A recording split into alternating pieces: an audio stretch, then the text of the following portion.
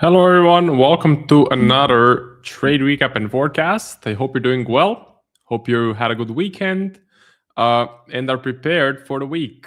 So we're supposed to finally start getting some activity.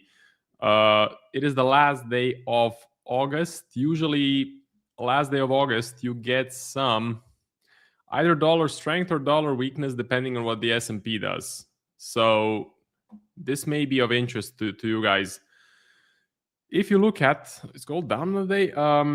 Anyway, I took a new position on gold, which I think everyone is gonna be interested about. Sluggy, what's up? What's up? So, if you look at the SPX, and if you go to the monthly chart, monthly chart.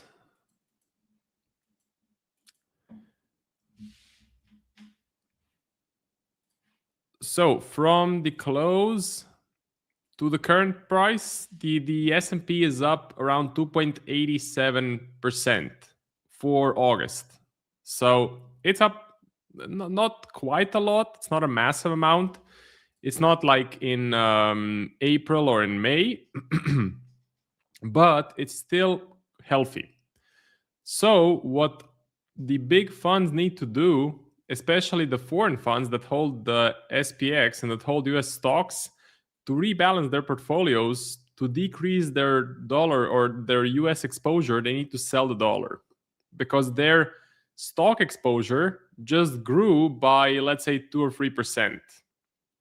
Okay, so at the beginning of the month until the end of the month, S&P went up 3%. That means their holding of the S&P went up 3%, and they also hold a position on the US dollar. So what they need to do is they need to reduce their US dollar position to be balanced. They need to rebalance their portfolio, which means you get some bearish dollar flows. So you get dollar selling at the end of the month, on the last day of the month, which could benefit my positioning. For example, my AU position or my gold position. Let's put a green flag there. Right? Gold position.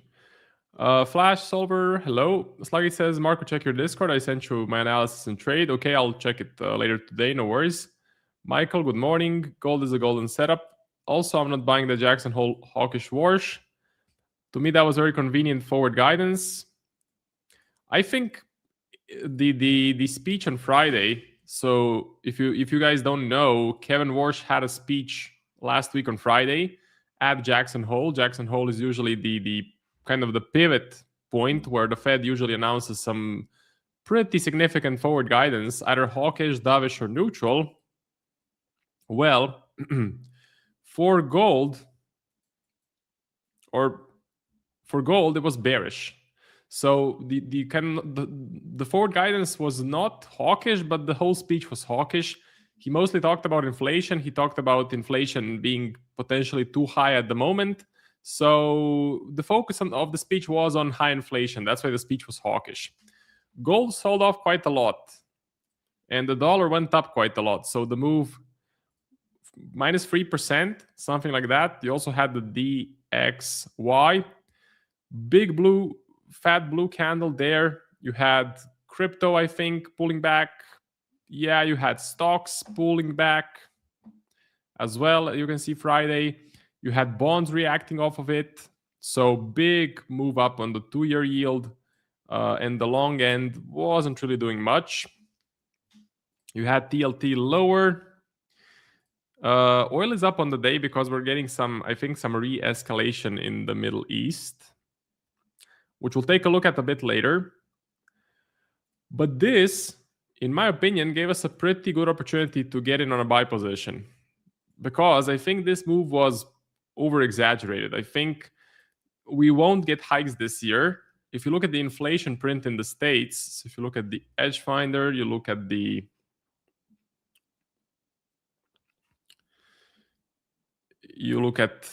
data, inflation CPI, you look at the States, it kind of peaked at 4.2%, and now it's starting to fall. So 4.2, 3.5, 3.4.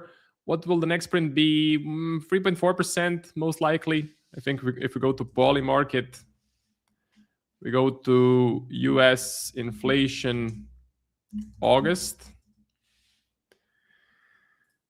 Annual inflation. So 46% chance for 3.4%, 33% chance for 3.3%. Last time this was pretty accurate. I would say most of the time, I think 80% of the time, these numbers are pretty accurate. So inflation doesn't seem to be going up much in the States. It actually seems to be falling lower, if anything. So in my opinion, there's no reason for the Fed to hike. And the market, well, the market is still pricing in hikes by the end of this year. So at least one hike, but the market is saying we even get 2 rate hikes. I would say even 9.4% chance of 3 hikes. I would say that's not going to happen.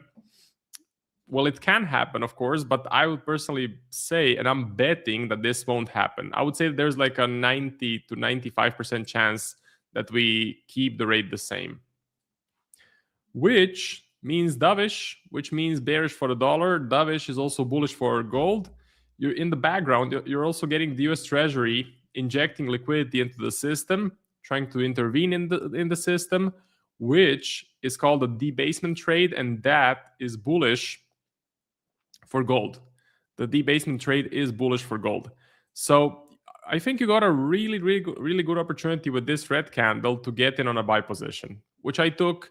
This was a signal in the A1 Trading Discord, if you're wondering. So if you want to join the A1 Discord, get all of my positions, all of my trades, I have free open at the moment. I have AU, which is doing really well. I have Aussie NZD, which is break even, and I have gold, which is a new position from today. So I'm trying to get in on the dollar short train. I'm trying to scale into dollar shorts. I think USD CAD may not be a bad thing to sell. So USD CAD might be a good trade to sell right there. I'll think about it. Anyway, if you want to join the A1 Trading Discord, don't forget you can get 15% off with the code Marco. That's for the A1 Trading Discord. That's for the Edge Finder. That is for the stock box as well. Okay, so all of the links are in the description of the live stream, or you can just go to the A1 Trading website and you'll find all of the information on the website. Okay.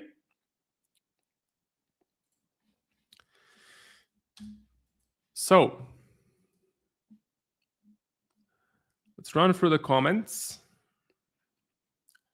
Good morning and welcome to everyone. Longs on gold.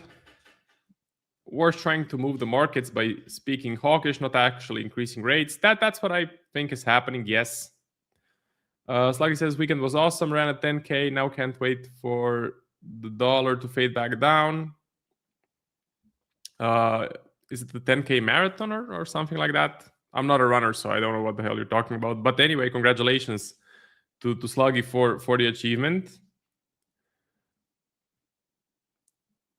Morning, would you say Warsh was bluffing by sounding hawkish? Yeah, I would say so. The cheapest way for them to hike rates is to give out hawkish forward guidance without actually hiking rates. I don't know why, but the market believed him. So gold went down quite a lot. And like the 2-year, the short end of the bond market went up quite a lot. So he actually was a bit successful in kind of manipulating the markets. I would say it comes down to the rate. It comes down to what they actually do. And I think they hold. So I think sooner or later, we do this, right? Maybe to 5K, 4,900, something like that. That's a good target in my opinion. So gold, I think is a pretty good buy. And again, it's not just because of the Fed, it's also because of the US Treasury. So the US Treasury injecting liquidity into the system, trying to save the long end of the bond market, that's not good for the dollar. That's actually good for gold. That's a debasement trade. up $5 and climbing. I think I might quit farming. Aussie USD is a very clean setup, especially if AU GDP beats tomorrow. That will just feed into that last CPI beat, and of course hawkish RBA prior. Okay, we're getting some news for the Aussie, are we? Yes. So tomorrow, or sorry, for me it's gonna be Wednesday at 3:30. It's gonna be the GDP for the Aussie. Early in the morning. We'll see. We'll see. I do like the Aussie. I think it's the strongest currency at the moment. So whatever I'm structuring in the Forex world, I'm buying the Aussie against a weaker currency. I did interesting analysis on the market. So there is a phenomena called as presidential cycle. There are 4 years, and year 3 is best for stocks, as president will try to improve economy and rise the markets. Well, look, something that I'm thinking is they're not going to do any quantitative or not quantitative tightening, but they're not going to be hawkish going into the midterms. So if you look at the US midterms 2026, right? Elections are scheduled November 3rd, 2026. I just don't see them hiking into the midterms.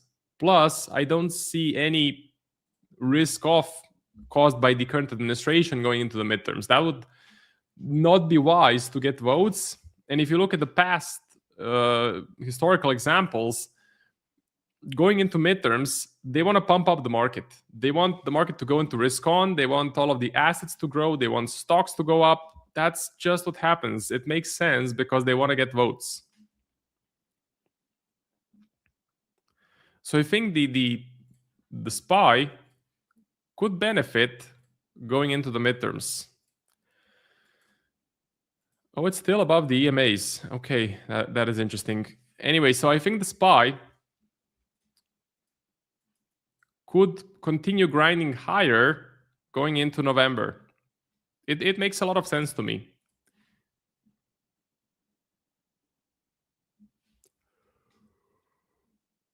Also, Drunk Miller is saying, let bond markets peak, and Scott Bessent is trying to fight it,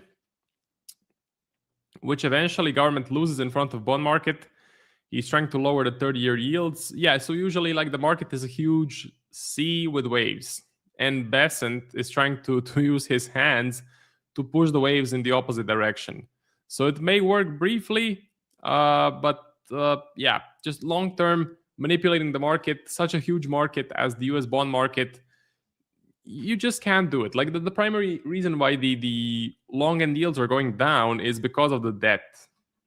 Because of the debt that is climbing. If we go to the long end, right? So the long end climbing up, the debt is out of control.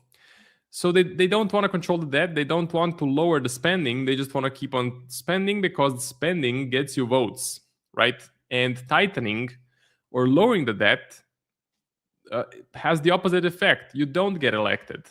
That's the problem with running a US government, right? And that's like a genuine problem, because the people that would actually like to fix the economy probably won't get even elected, because you have all of the rich people funding the campaigns of, let's say, Trump. Like Elon was a big contributor to Trump, for example. So these campaigns cost millions and millions of dollars.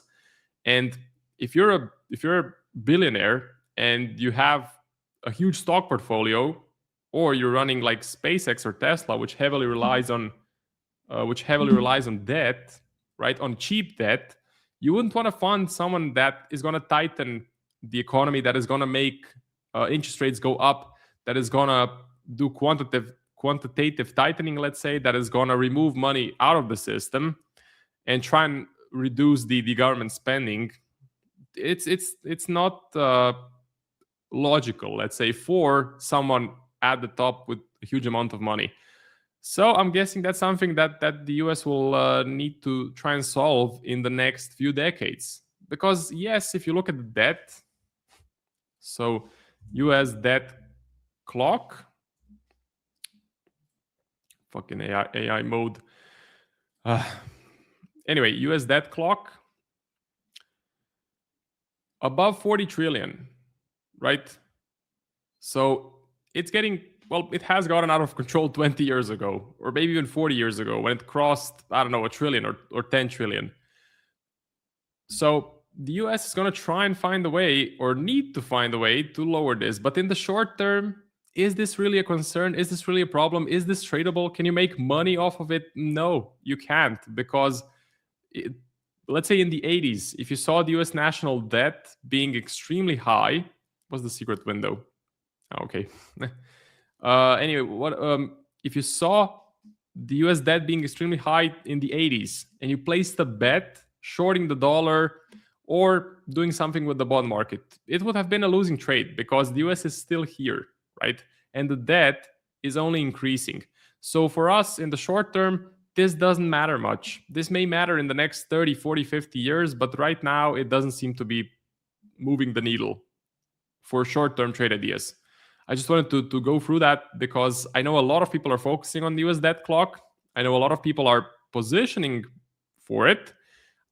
But the reason why you see so much of it online is because it gets the clicks, right? It gets the clicks, it gets the engagement. Is it a tradable thing? No. In the short term, definitely not. Sluggy says, Marco, 10K run is nothing. Marathons are 42 kilometers. Okay, that's huge. 42 kilometers, damn. But 10K is a lot. 10K is definitely a lot. So congrats on the achievement. I know it took a lot of preparation. Like I couldn't probably do 1K. I go everywhere by car, so I'm pretty lazy. I do go to the gym though, but my legs are probably pretty weak. Warsh was hawkish because he can't afford to be dovish due to the rising long end. Yeah, but the Fed decision will tell you everything that we need to know. Like if they don't hike, that'll tell you everything you need to know. Like words are cheap, actions matter. So this move is a good opportunity, in my opinion, to position ourselves long on gold. Nice dip, right? Scott is trying to lower the 30-year yield by issuing short-term 10-year. Sounds good, but usually doesn't work, as what drunk Millers.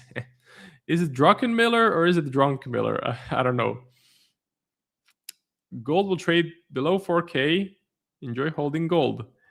That's the first bearish comment I saw in the last 2 months, I think.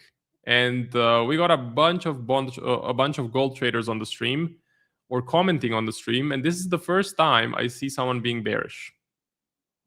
Maybe that's a good sign. I don't know. Ray, that's not quantitative easing. That's just basic bonds buybacks to increase liquidity. Yeah, it's not quantitative easing, but it's still injecting liquidity into the system because the US Treasury actually has a capital account. They have an account in dollars that they can use to buy off the long end and not even sell the short end. So it absolutely injects more money into the system. I mean, look at gold. What more evidence do you need? Gold had a massive explosion on the debasement. Look at crypto. Same thing. Massive explosion. So the markets are telling us, or at that time they were telling us, the dollar is losing value, liquidity is being injected into the system, we need to go debasement. Africans are mining gold like crazy and sending it to the markets. Climbing debt, bullish gold. Yeah, long term, yes, it is. So that trade would work if in the 1980s you bought gold because you said the US debt is getting out of control. That would work. But if you did a short-term position on the dollar or on gold, probably wouldn't work. This has been happening since so long. What about the growing American debt and declining dollar?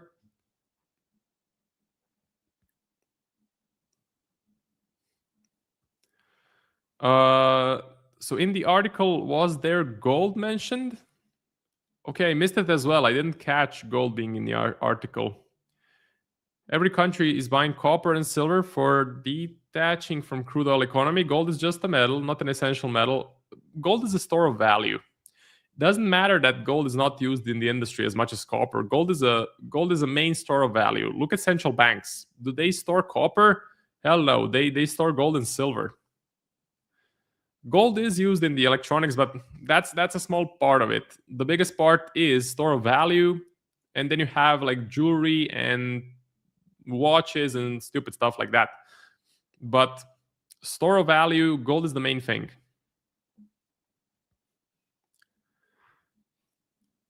Finding more copper and silver is harder than gold. Only little gold is enough. Gold is malleable, ductable.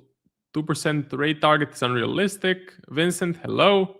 Sorry, Marco, just a little dig at Sluggy for last week's this on my old trade. Think I timed that pullback quite nicely. Just wondering if there are historical examples where both gold and oil go up. Well, at the moment, there's completely different catalysts moving the price of oil and gold. So the correlation is pretty much non-existent. You could have the correlation where it's both quoted in dollars. So essentially, if the dollar loses value, both will go up. But I would say the current catalysts, first one being the Middle East, which is controlling the price of oil. And I think there's some sort of an escalation there was an escalation over the weekend. So Brent and US oil went up, where gold is being controlled by the debasement trade and by what the US Treasury has announced to do, right? Injecting liquidity into the system and doing buybacks.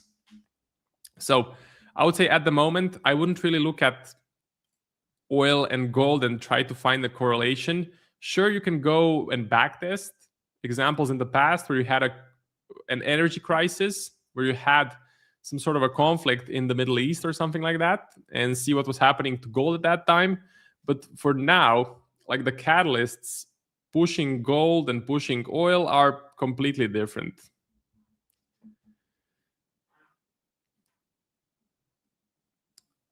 Gold in portfolio is a drag. Robots will mine more gold as it has a big market and keep selling till gold drops substantially to cost of production. Analysis was weak. Every asset will inflate, but gold has already inflated too much. Marco, what are your thoughts on crypto? Let's see. Crypto. Technical difficulties. So let me see if the guys have gotten the link. I think they have. Crypto is pausing a bit. Ethereum, same thing.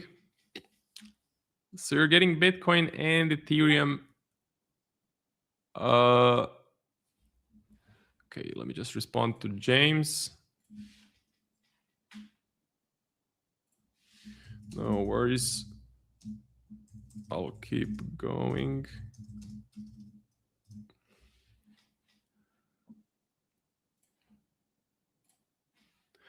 So James just sent a message that he will be running a bit late, which is not a problem. I'll just keep going for a couple of minutes more. I think we had a big leg up, absolutely. I think we're a bit overextended. I would like a pullback.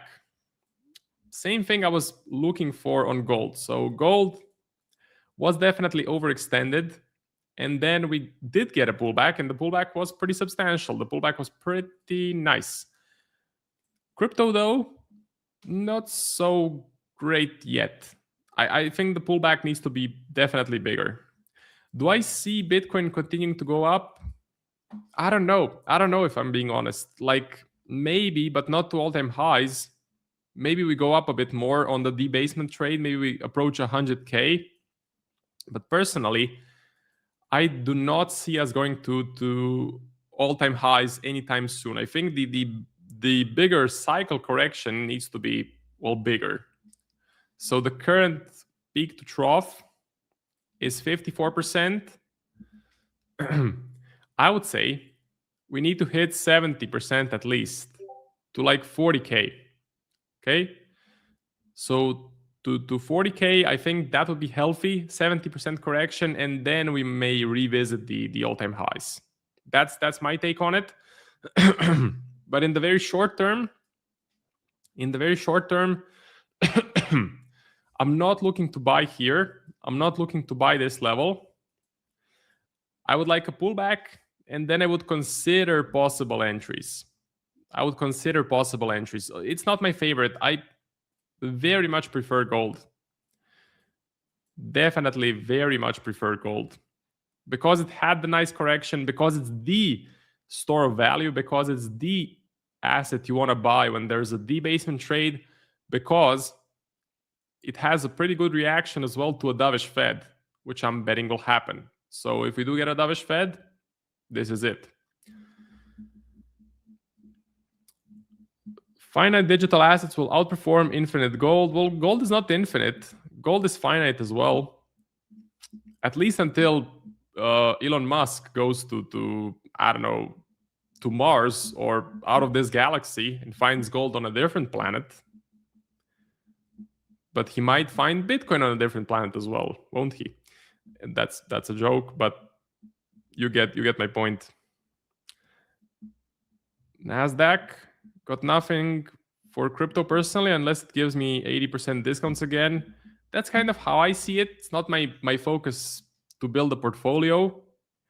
Digital assets are just as infinite. We can produce alternative blockchains sideways infinitely. I think that the biggest problem with crypto is the quantum computing, because quantum computing is really great at cracking passwords and cracking codes.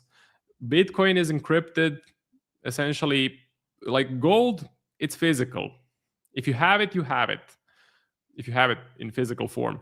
Bitcoin, if you can crack it, if you can crack the code, if there's some sort of a bug in the code, it can be exploited. So quantum computers are a real big threat to Bitcoin, because they can crack all of the, I think it's the seed phrases, or they can crack your Ledger wallet. So if you have a Ledger wallet, by the way, I've heard a lot of bad things recently about hardware wallets. One of them was hacked, and millions of crypto were stolen.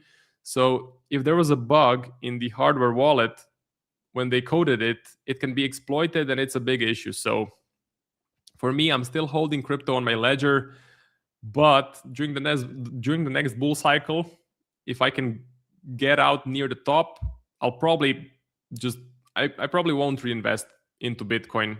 I'll take profit if I can, put it in my interactive brokers, maybe buy Bitcoin through short-term trading, buy it with a tight stop loss. But as far as long-term investments go, I just don't see the point. If these hardware wallets will keep on getting broken into, if Coinbase can get hacked, if Binance can get hacked, if FTX happens again, you just can't store it anywhere. It's very troublesome still. So that's what I don't like about it. I do want to run through financial juice. So the last market moving was from Fed Warsh. The summer inflation data is better than expected, blah, blah, blah.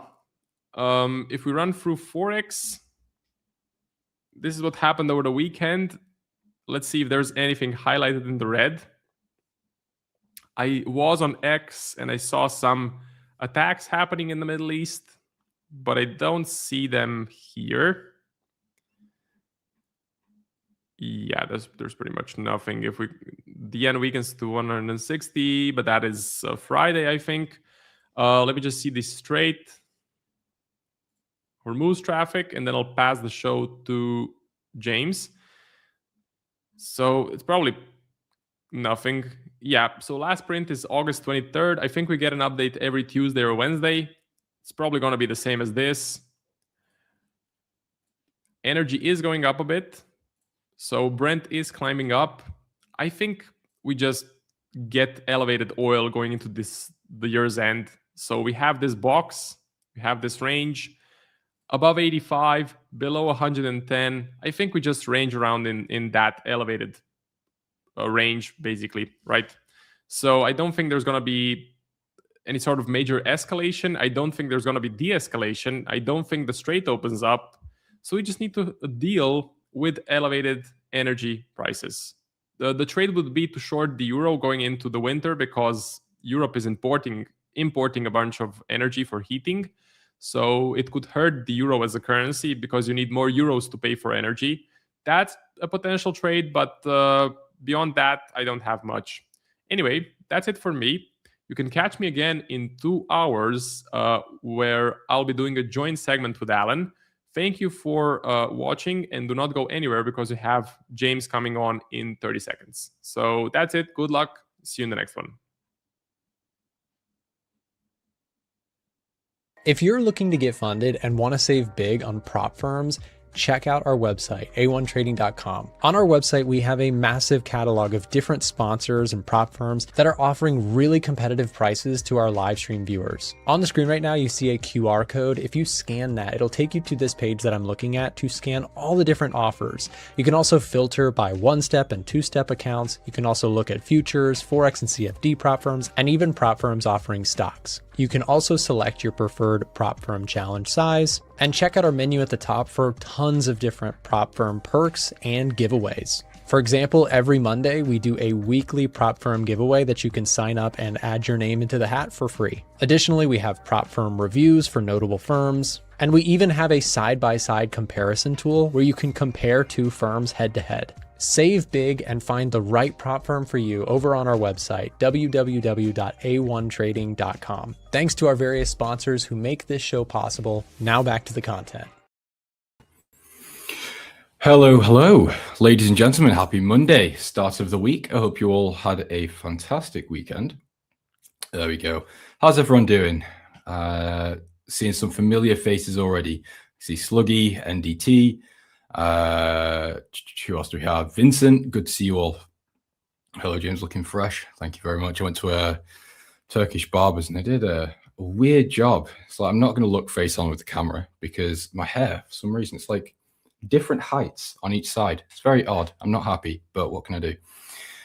Modi, good morning. Christoph, hello. And hold on, what was that? ABR something refrigeration. Good morning. Wiggly Badger. Gibop companies better than Netflix. Of course, Vincent. You don't get this type of skill level with Netflix. King of Kings, good morning. Basil, good morning. Right, let's get started. So we did see some interesting things last week due to the Jackson hole. We did see the dollar strengthen quite significantly, which was great to see, actually. Not so good for me, but I do sit bullish on the dollar. You know, I've been saying this. I am obviously in bearish positions. That's what my framework tells me to do. I'm a fundamental trader. However, I always say I'm kind of always optimistic on the dollar. So when it goes up, I like to see it. However, my positions weren't massively impacted, so I am still long dollar yen, seeing a little bit of rejection around this H4 200 moving average. It's not a big deal. I don't care too much. I am still relying on the carry trade in this market to continue higher and just pay me positive swaps throughout the journey. I did scale into gold. I also saw Nick took the same position or a similar position, and I'm sure many of us did. I think because obviously we're all congregating or congregating, is that the right way to say it? We all congregate within this stream. We all trade in pretty similar ways. So I drew the fib from the low to the high. This is what I was talking about throughout last week. Actually, I think I was talking about looking for an entry very similar to this.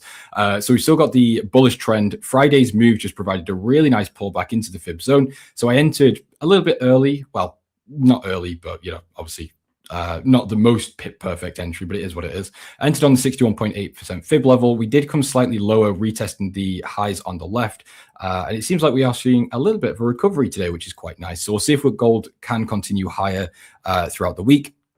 I'll pull up the edge finder in a second.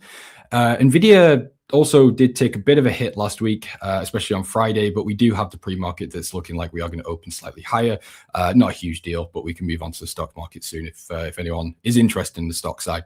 But I'm not a stock guy, but I do have the stock box, so we can always go through some setups and have a see of what we can find. Aussie US dollar still continues to move quite nicely to the upside overall, but my stop is trailed here, so I'm not too far away from being stopped out on this trade for roughly 2%, give or take. But either way, if I'm stopped out, it's a great trade. If it continues higher, it's an even better trade. So it's a win-win really for me. I'm not too bothered really, whichever way it goes. But yeah, that's it on my side of portfolios. I was stopped out of dollar Swiss as well last week, actually. I don't think I've still got the drawings open. But yeah, I was short dollar Swiss. So I think my position was similar, something along these lines. So I was short roughly here with a stop loss around this point here somewhere. Obviously stopped out again that Friday move. So that was a bit unfortunate, but it's okay. Doing very well into the start of September. So on the Edge Finder, what we can see, silver, very bullish with a score of 8. We're going to go over silver in a second. Gold is also very bullish with a score of 8.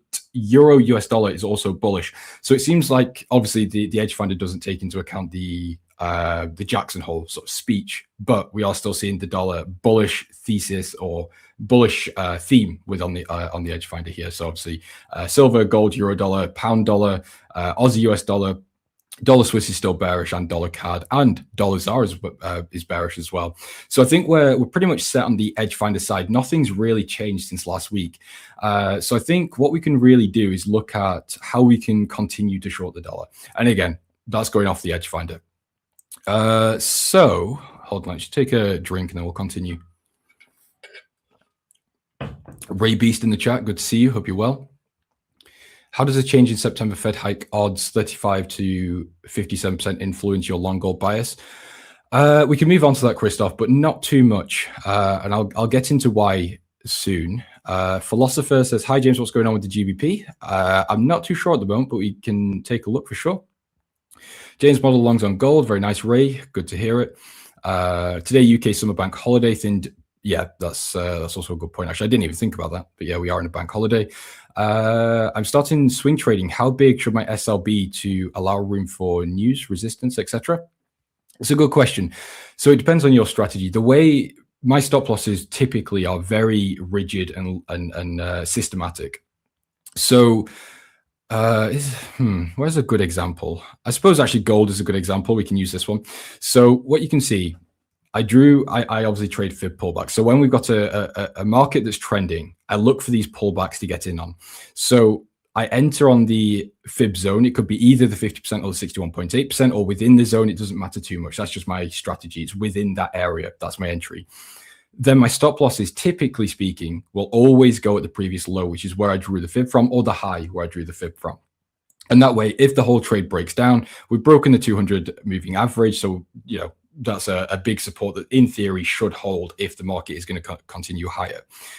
And at that point, we'll have also started to break the previous level of structure.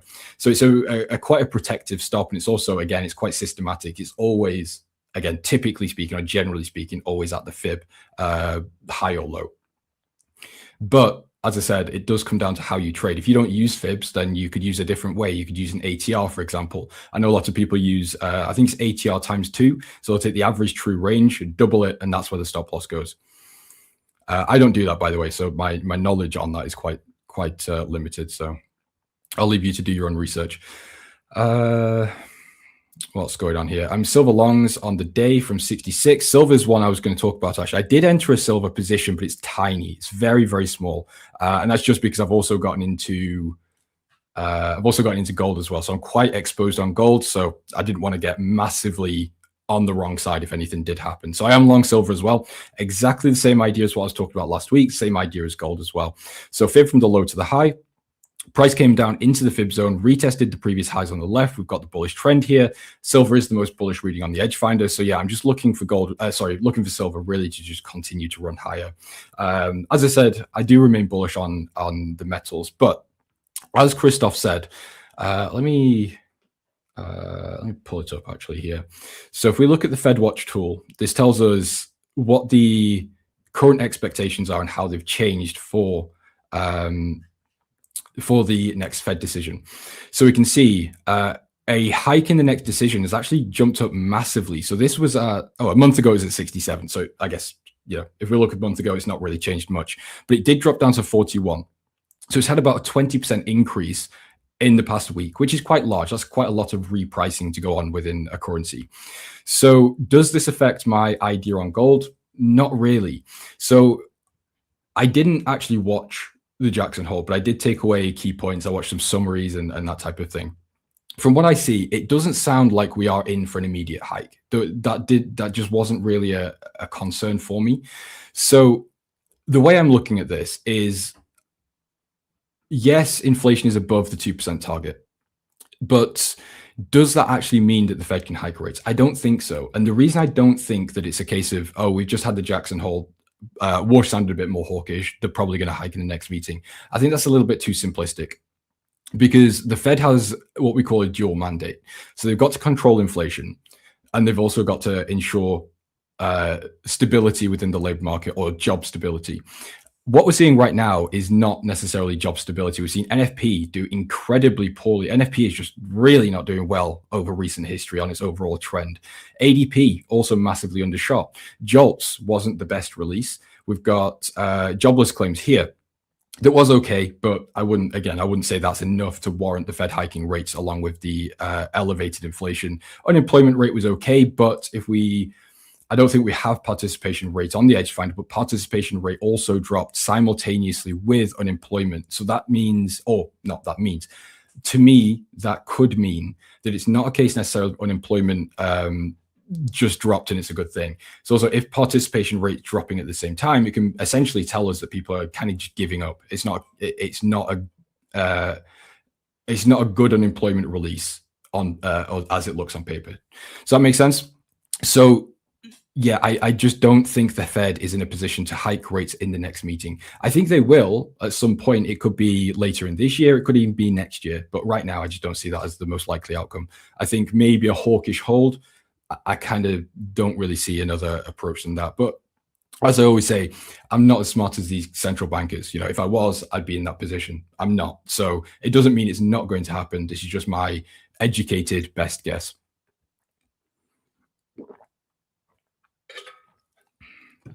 Okay, so Vincent, you say you're in silver longs from 66.66. Actually, Vincent, it seems like you've got a very similar entry to me. Aussie US dollar longs, my favorite setup. Very nice look. It seems like I'm actually about to get out of my Aussie US dollar longs. A little bit unfortunate, but I'm playing the field. Your philosopher says he's in pound yen and Aussie Swiss. Nice swaps. Fantastic. Love it. Yeah, I talk about swaps all the time. It's a little bit of a boring topic, again, because it's one of those things people don't really like to think about swaps, because it's just, not to sound rude, but most people do have relatively small accounts. And I'm saying like under $10,000. So at that point, swaps are not a massive deal, generally speaking. So people kind of ignore it. But it's something you should be aware of. So I'm glad you brought that up, philosopher. It's a good one. But yeah, pound yen is taking a little bit of a hit to the downside. I wouldn't look too much into it. As Christoph said, we do have a bank holiday here. So yeah, I wouldn't be putting this down to anything specific. I wouldn't say there's a fundamental change within pound yen. I would still classify it as a great buy, along with most of the other yen pairs. Not financial advice, just an overall blanket statement. So yeah, pound yen, I don't really have anything to say. I just think long side is probably the path of least resistance. Buying dips, pretty simple. What else do you say? Aussie Swiss. Yeah, Aussie Swiss, also fantastic swap trade. I don't see an entry at the moment. I would say there's two potential ways to get into this, and it depends really how you identify your highs and lows, or in this case, lows. So either we would use this as the low. I wouldn't personally consider this a low. I just don't really like it. It seems like it was just actually the overnight noise and a little bit of range-bound behavior. So this, in my opinion, is the true low to the high, looking for a pullback into around the 50% retracement and then a continuation higher. I think that would be probably the easiest way to go. Now, I don't think we have anything on the edge finder for Aussie Swiss. Let me just double check. No, we don't. So the reason I'm bringing that up now is because I was going to say, I don't really think it's a big problem. And the reason is, first of all, because of the swaps, as we've said, but also this market is just rallying to the upside. We've just got such a beautiful trend going on here. And what we can see on the H4 is we're actually not really breaking below this 200 moving average. We do here, we've done it once or twice, a few times, but overall, generally speaking here, this 200 has acted as a really nice dynamic support for potential long positions off. So if we could see something similar, we come down to the 200, we could look to buy and continue higher. I really like that idea. It's not something I would necessarily do right now. I do, again, like to play on the edge finder. That's kind of the core mechanic behind the way I trade. But yeah, I think overall, again, it's sort of a blanket idea. I think it's fine. Also, silver long from 63.9, absolutely fantastic, really good stuff. It seems like most of you are in good positions.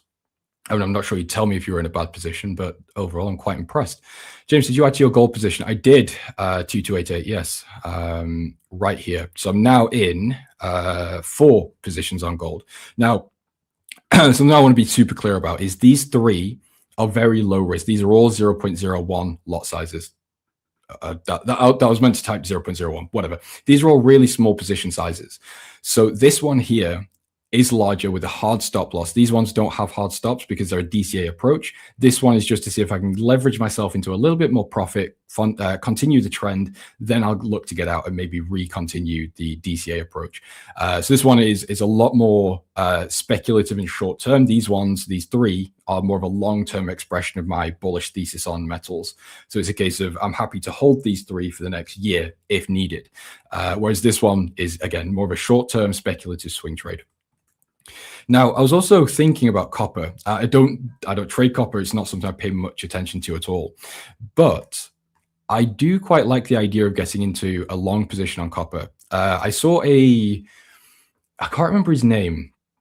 There's a guy I follow on Instagram, and he was an ex-Wall Street guy, Nicholas, I think, Nicholas Crown or Nicholas King, something like that. Some of you may have heard of him.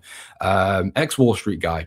And he made a reel talking about the difference between silver and copper, about how silver, is basically packaged in financials. So, you've got the ETFs, you've got paper trading, all that type of thing that kind of manipulated the physical price. And that's why we ended up having that's, was it 30-40% drop? Anyway, he was saying that copper could be the next big thing because it's not the same as silver. It doesn't have the ETFs and the mass retail appeal, but it genuinely does have the scarcity that people thought silver had. So, and again, this is more very early on thesis build. I'm not in a position to actually buy or do anything with copper at the moment. But of course, it's a case of having some groundwork and then working off that and finding out the exact details and things. But either way, I do think copper could be a really good buy. I mean, we've got a pretty decent level here. We're holding above the 200 on the H4. Overall, we're moving to the uptrend here. To the upside in this uptrend. So, yeah, copper could definitely be quite a good play at some point. But again, I don't have enough research really to sit here and give you a full breakdown and trade idea on it just yet. So what do we? Hold on, let me just catch up with the chat. AKA POQOYUM. I'm not going to pronounce that. I don't want to be rude and mispronounce your name. So I'll just say hello to you as well. Hope you're well. Fib levels all the way. Absolutely, Vincent. I back that message 100%. Pound New Zealand. Let's have a look at Pound New Zealand.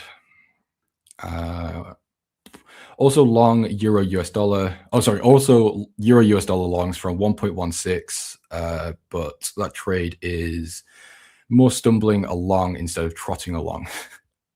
Oh, you caught in some sideways, Vincent. Very interesting. We can take a look at euro dollar in a second.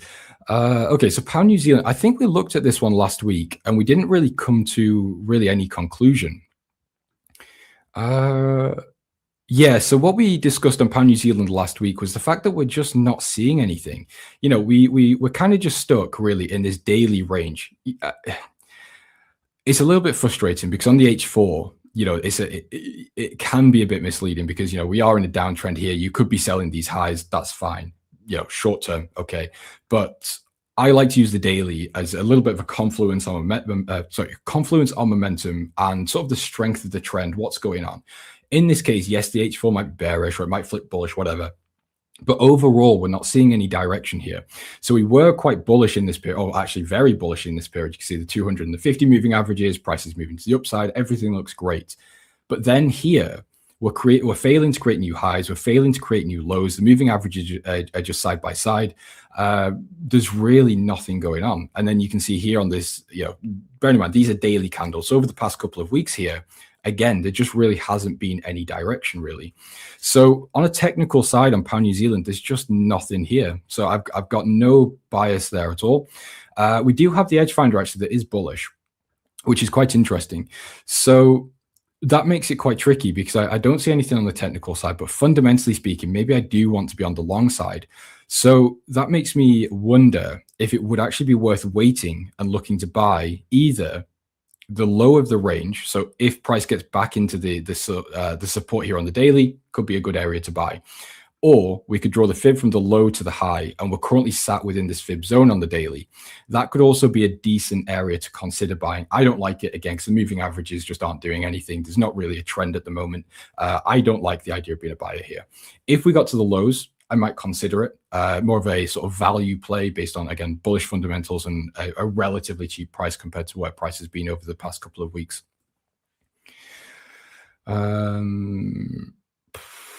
Okay, so it seems like quite a few of you are in euro-dollar longs, which is interesting. Actually, do I have anything? Let me get rid of this. Do I have anything already here?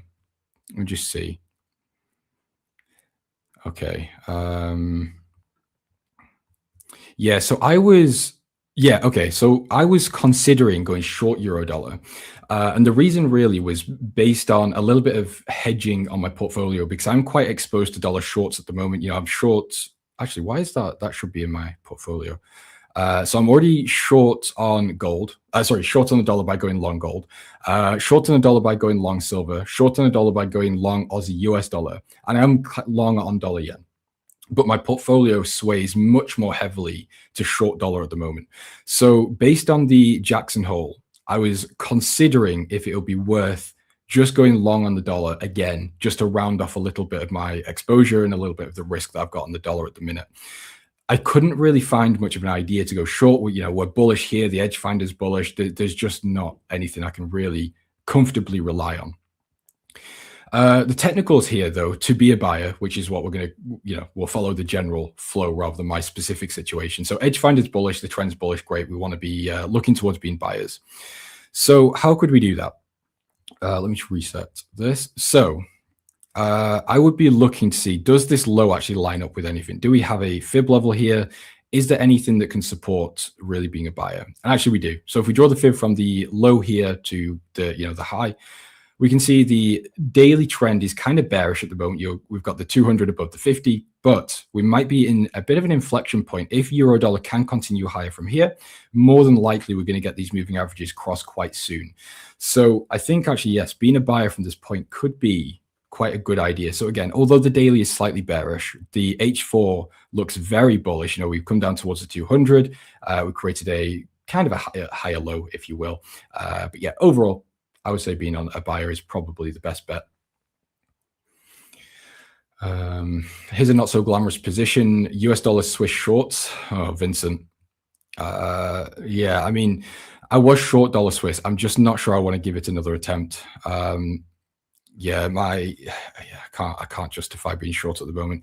I suppose you could be looking at something like this. We've got kind of the low over here. We've had the break, maybe a little bit of a retest of this low and look to go short off there. I kind of like that. We are technically in a bearish trend as well, but we have broken above the 200. The edge finder is bearish. So yeah, I think being short is the way to go, but I just don't like the condition this market's in at the moment. I'd rather wait for something else to happen. So if I wanted to go short here, I'd need to see a new low get printed, pull back to, some sort of 50% retracement and then a continuation lower. Then I could draw the fib from this high to this low, try and get in on this pullback short and then continue. But until we get something like that, I'm not going to give it another I'm not going to give it another attempt.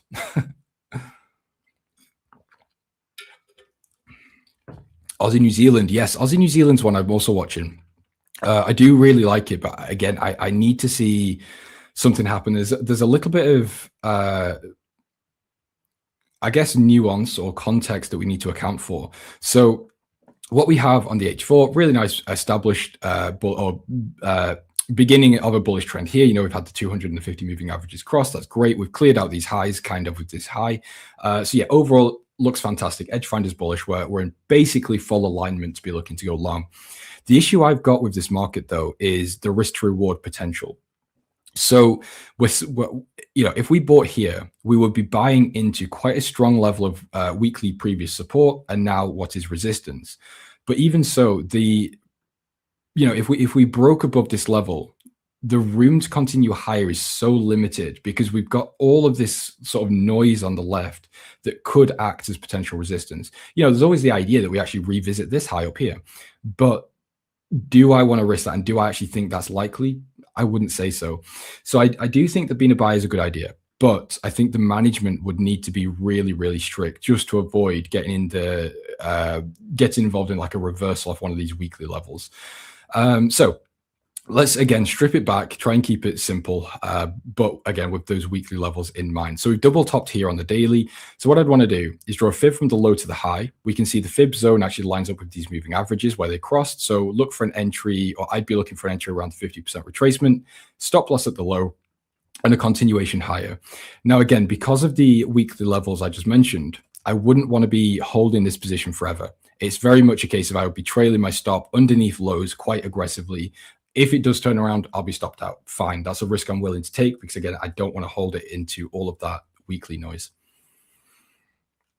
Copper on a pullback would be great. AI. Yeah, that's the other thing. I think, and I've not looked into this in a long time, actually, probably since last year. But when I was doing my silver positioning, I think I got in, I think it was like 50 to 80. I was buying silver and closed out around 90, if I remember correctly. I did quite well on silver. But at the time, one of the concerns I was looking at wasn't just the crowd sentiment and all of the social media noise, but it was also the fact that I was seeing quite a lot of news that if silver does end up going towards 120, 130, 140 and upwards, it then becomes to a point where it's essentially unusable or somewhat unusable for a lot of things like chips and whatever else it's used in because it's just so expensive. And one of the alternatives that was being talked about was copper. So that could be an idea. Again, that was very, very brief. I've not done much research at all into that. So don't take that too literally. But yeah, I think copper could be a fantastic buy and hold trade, potentially for the next couple of years, really. Or, well, I say trade, more of an investment. But yeah, copper's, I'm interested in it. But as I said, I do need to do a bit more research into it, really. Closure is causing a shortage in sulfuric acid. Is it? Never knew that. Needed for copper extraction. Very interesting. I didn't know that. Gold will continue up. Friday drop was because of the meeting on Thursday that ignored the printing of the dollars. Test pilot. Yeah, I like the way you think. Vincent says the weekly looks bearish. On what exactly? Pound CAD longs? Okay, let's have a look at pound CAD. I don't know if we've actually got anything for pound CAD. It doesn't look like we do. Nothing on the H4. Daily, yeah, I don't know. Daily is bullish technically, but I don't know. I'm not sure I like this, to be honest. I suppose we've got a little bit of a level here. Kind of a level through here. Yeah, I'll be honest. I don't see anything. There's no fundamentals to give me a bias either direction. The daily is bullish, so I suppose I would have to lean more to the bullish side. The H4, though, is horrible. These moving averages, again, side by side, really not doing much, just choppy. I suppose we are creating sort of lower highs, a little bit of a sort of downtrend here, a little bit of an uptrend with the lows. Yeah, I'll be honest, I just do not see anything with pound CAD. And I don't want to sit here and try and force something. That's just not useful for anyone. So I'll just say it as it is. US 100s, you want the Nazi. Okay. Yeah, I'm just thinking, do we actually have anything for Nasdaq? I don't think we do. We seem to have dropped off quite significantly on the bearish side of the indexes. So, we had the S&P, which is still there. We had Nasdaq, I think 2 weeks ago, Nasdaq was bearish. The Dow was bearish. We also had the Russell that was bearish at one point. They've all gone except the S&P. So my conviction and the overall direction of the US markets is starting to become more neutral than it was when it was bearish. However, am I bullish is the question. I don't think I am. I mean, actually, I'll rephrase that. I am bullish, but do I want to be a buyer? I don't think I do. I just don't really see anything that warrants me buying. We are creating these lower highs on the daily and H4 timeframe. We are bullish technically with the moving averages, but that's not enough to get me in. And with the repricing that we're seeing within the dollar, rate hikes getting priced back in a little bit, I'm not sure I really want to be a buyer. Then it also goes into my concerns around AI and valuation, so on and so on, things I've mentioned multiple times.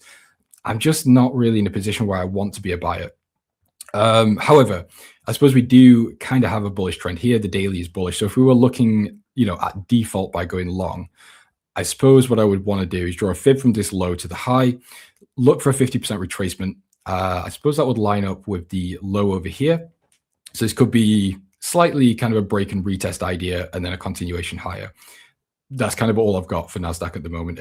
And that's kind of forcing an idea a little bit. I don't find much divergences besides the last CAD miss, but nothing. Yeah, I'm not seeing there's nothing really on my radar that is a crazy trade idea. I don't have anything that's blowing my mind, really. It's more a case of we've got a couple of different ideas, but nothing that's blown me away yet.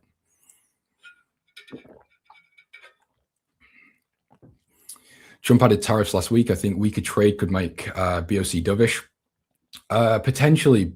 I've not caught up with that situation, actually. I know Canada also made a threat back. Didn't they do something about, was it energy? I can't remember exactly what Canada threatened back with. And I'm not sure if Trump, reacted to that or not. So I'm not sure on the exact situation. I'll be honest. That's one thing I do need to catch up with. But on paper, it could potentially, yeah. DXY doesn't look like it's ready to be really bearish yet. Today is Monday. Usually it'll be a pullback day, I believe. Maybe. Yeah, potentially. I think that's more of a shorter-term price action view. That's not something I care that much about within my own trading. As things stand at the moment, I am still bearish on the dollar, but not quite as much. Again, I can't warrant being massively short the dollar at the moment just because we are getting the rate hikes price back in after the Jackson Hole. But fundamentally speaking, the dollar does remain weak. So, we've got 30% reading here. Growth not looking great. So retail sales not good. Inflation is still elevated somewhat, above the 2% target at least. The labor market is also very weak at the moment as well. So, yeah, I think as things stand, I am bearish. I am bearish on the dollar. Not massively bearish where I'm going to be putting my full portfolio short dollar, but I'm going to follow what my strategy is, which is edge finder, pullbacks, continuations. Wouldn't gold go test the support at 43? Let's have a look.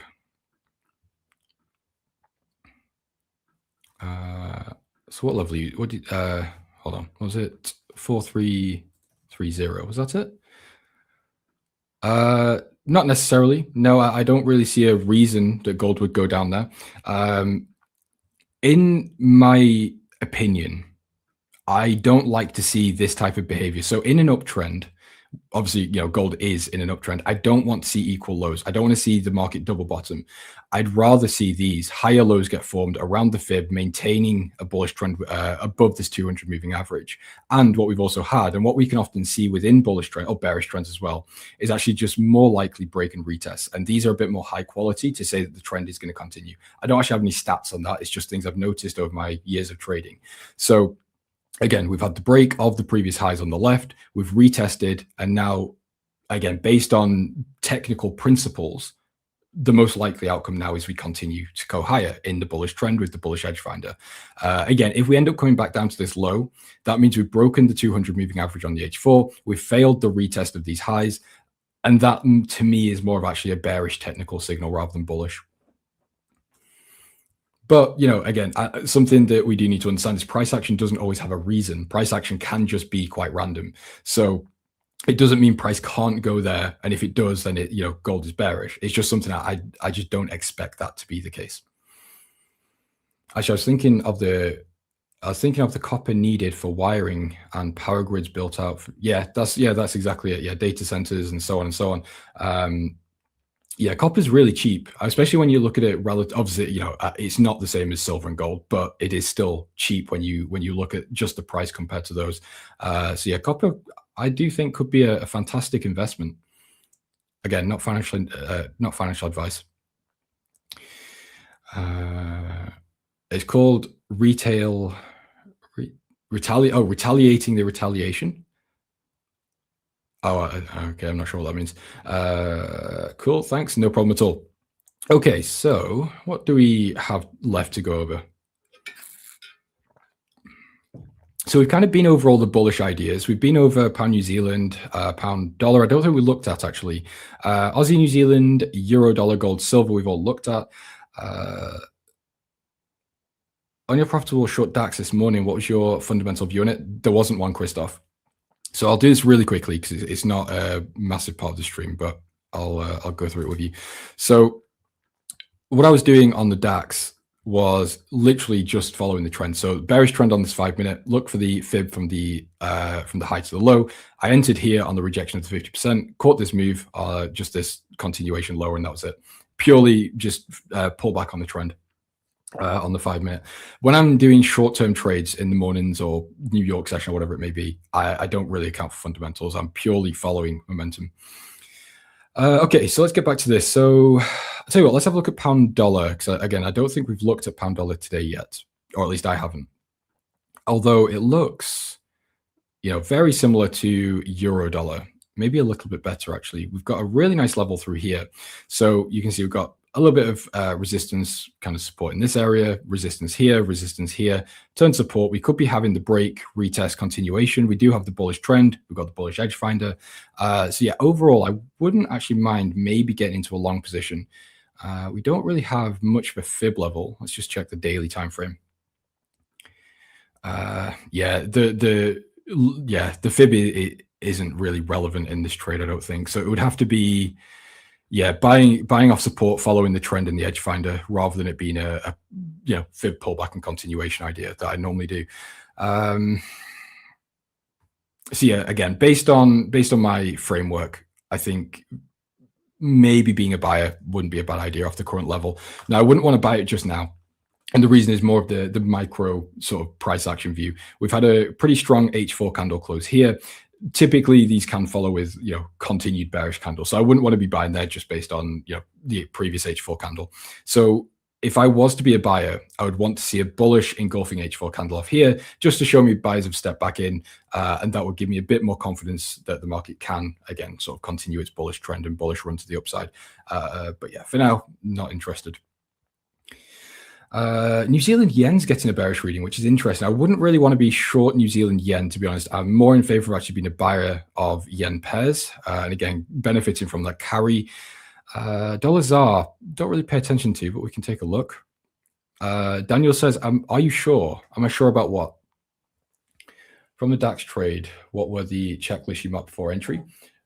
Just trend, pullback, that's pretty much it. I don't take huge risk on scalps. It's more just a what do you call it? I don't know what the right word is. It's more just a small attempt. I don't take big risk on sort of scalp trades, if you will. It's more just a case of, okay, the technical setup is there, use a tight stop. If it doesn't work, I'll take maybe a 0.25% loss, maybe even less. It's cool with me. Euro and Aussie are better since more liquidity this week. It's called scalping, James. Yeah, no, I know. I find it tricky sometimes to draw the line between scalping and day trading, but I suppose day trading is more 15-minute, 30-minute timeframes, I suppose. Anyway, so Euro and Aussie are better. Yeah, I would say I'm still quite a big fan of the Australian dollar at the moment. I'm definitely not really in favor of going short on that one. So dollar ZAR's bearish. Let's take a look at dollar ZAR. Again, it's not a market that I trade really ever at all. So we'll see what we can get. But on a fundamental side, central bank and things, I'm really not sure. So actually, I quite like this. We've got a bearish trend. The edge finder is bearish. We don't really have a fib play here. We did break the fib. We're closing back within it. So it might be acceptable. Not ideal. So stop loss at the high. That would allow room for this 200 moving average. And we've got quite a decent run to the downside, but maybe, potentially down to the previous lows over here could be, sort of a TP1. R&R, actually, I take it back. The R&R is not great. It's 1 to 1.4. Yeah, I don't know. It could be worth taking with a trailing stop. If you're significantly bearish on the dollar and you do expect it to continue to weaken, we could end up going lower. You could get 1 to 2, 1 to 3, 1 to 4, maybe. But yeah, based on just the previous lows, not fantastic. It's not a market I'm very interested in trading at the moment. The S&P is bearish, so we can take a look at that one, see if we can maybe get a short gets a short idea marked up. And no, we can't. Yeah, everything's bullish. We've got monthly, weekly, daily, H4, all bullish. There's not really any trend going on at the moment. I can't draw a fib in this situation. Again, we're kind of just not doing much. So I'm going to scrap the S&P. Dollar CAD. So dollar CAD was something I was interested in 1 to 2 weeks ago, but I'm not really sure what's going on at the moment. Let's see. We'll use the daily in this case. So yeah, we are seeing reversion back lower. Obviously, a pop on Friday off the back of Jackson Hole. Not a huge surprise. We double topped. Yeah, there might be an idea of going short at some point here. I've just realized this should be a daily time frame. It's set to the H4 for some reason.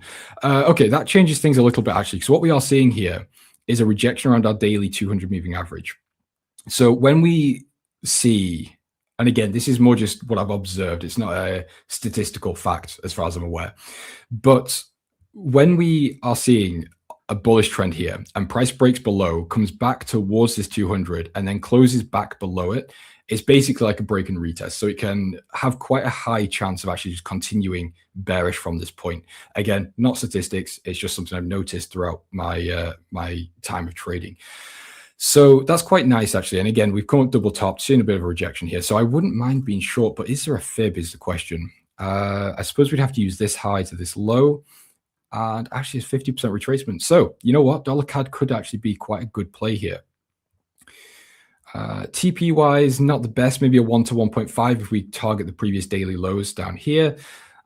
Maybe a bit, maybe some room for a bit further downside. It really depends how long this dollar weakness does continue for. But I'm going to add this to the watch list because I do like it. Actually, I might have to just assess how this H4 candle closes. If it closes bearish from this point, I think that will be a pretty decent trade to take. Again, edge finder's bearish.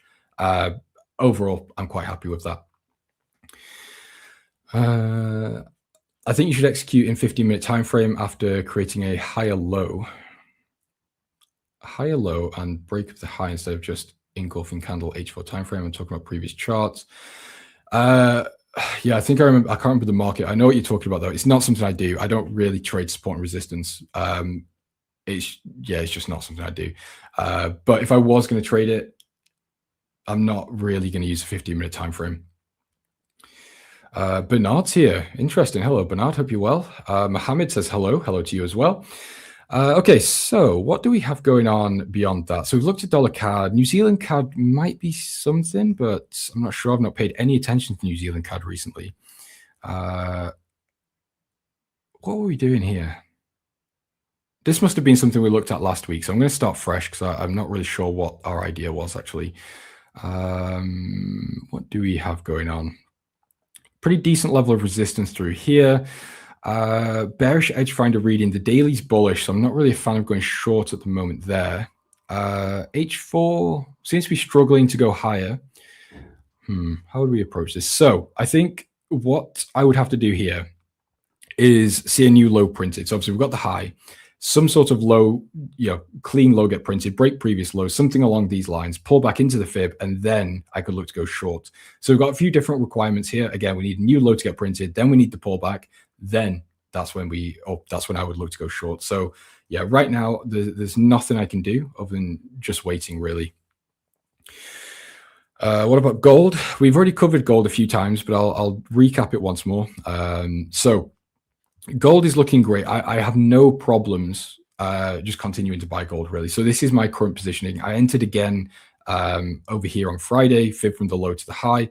We did see a pullback into the fib zone. Obviously, price slightly broke below, retested these highs on the left, and we're seeing buyers stepping in again. So I'm completely cool with buying gold.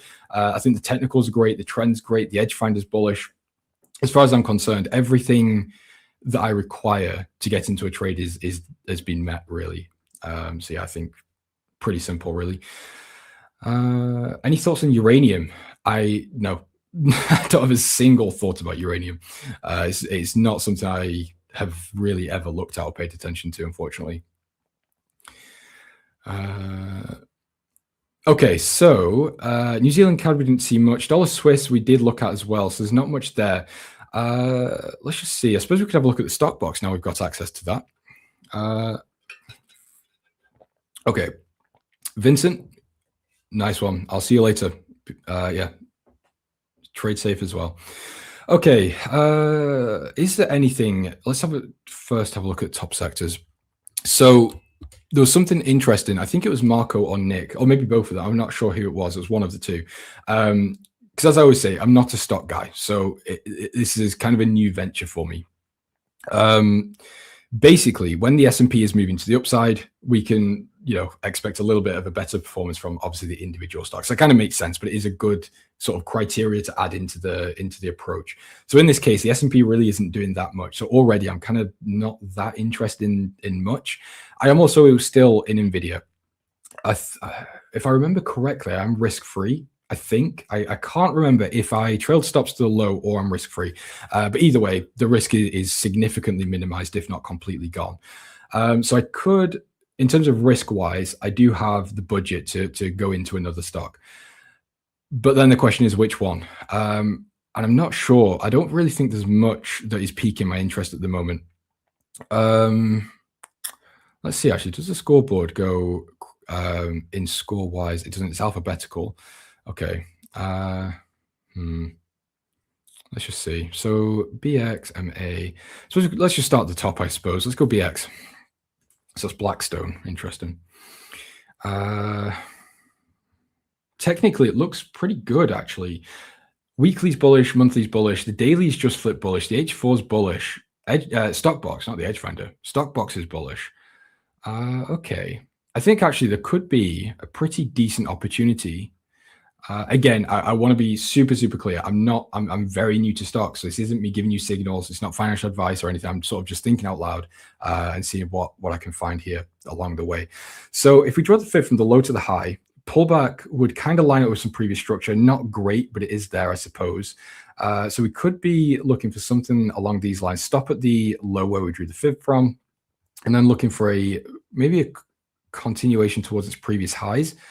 That could be maybe an option. I don't mind that. And even if we go back to these highs, we could still get a 1 to 2. So I would say actually the risk reward potential is pretty decent here.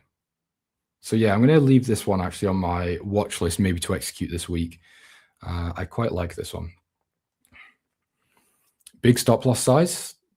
Not really. I would say stop loss sizes are relative. If you're trading a 1 minute time frame and you're comparing your 1 minute time frame stop loss to my daily time frame stop loss, of course it's going to look big. But then if you compare my H4 time frame stop loss to someone that position trades on the weekly time frame, then mine would look small. You know what I mean? So it's all relative. It doesn't really mean anything. Because it's all about your percent risk, really, anyway. Have I checked out Cacao? No, I haven't actually. I think Ball Out was trying to get me to look at that market or do something with it, but I can't really remember. It is moving to the upside. The problem is with this market, I don't really know anything about it. So I know that obviously you can look at sort of weather cycles, and seasonality works really well with agricultural commodities as well. Again, kind of because of the weather patterns and cycles. But generally speaking, I don't really know what's going on sort of the supply and demand side of cocoa or anything like that. So how do I want to approach this? I suppose maybe if I mean, it does look really good. I would quite like to be a buyer. So we've got the start of a bullish trend here. The moving averages across, pretty good sentiment sign. So I'd like to see a new high get printed, retest into these previous highs on the left, then a continuation to the upside. So very simple sort of bread and butter break, retest, continuation pattern. So maybe something like this, I think that would be my go-to approach. And then actually, I've just seen that kind of leads us into this. So it could, yeah, a little bit of a problem on the left here, but it's okay.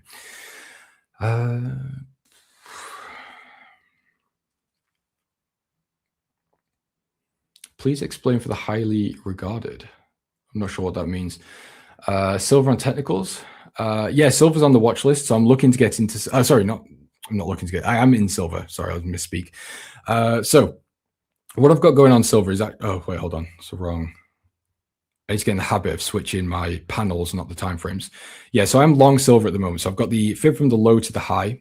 Stop loss obviously at the low. The technicals are bullish. We broke these highs on the left here, came down, retested the highs into the fib, into the bullish trend, and looking for a continuation higher. Edge Finder is bullish on silver. So again, in my opinion, well, not in my opinion, for my framework, the whole checklist or criteria, whatever you want to call it, is done. Everything's there. We've got the trend, fib pullback, edge finder, it's all good to go. So yeah, I don't really have anything else to add on to silver. I don't really have a bearish case, obviously, unless we see the dollar start to rally on the back of something like hawkish Fed or better data, whatever it may be. Other than that, I don't really have anything that's a concern for silver. Tuning in a bit late today, so apologies if you discussed it already, but are you looking to trade, to fade Friday's DXY strength? Yeah, so I'm kind of fading it, I suppose. So again, I'm long silver, so yeah, kind of fading it. Also long gold, so fading it there. Dollar yen, I am continuing long, so that isn't a fade, that's more of a continuation of strength idea. And I'm in Aussie US dollar, which is also sort of a fade idea, I suppose, but obviously I've been in significantly longer, so I'm not trading the fade idea itself, but I am looking for obviously the dollar to continue to the downside there. So yeah, that's my current state. I'm not in any positions based on Friday or based on the Jackson Hole. It's more a case of I'm already in the positions. It's just managing the dollar strength or weakness going forwards based on it, if that makes sense. Did I already say something about gold? Yes, I've covered gold quite a few times actually, Peggy, and I'm in the last 10 minutes. So maybe I'll get to it at the end again, but yeah, I've already covered it a few times. Do I trade crypto? No, I don't. I'm very, very boring. So all I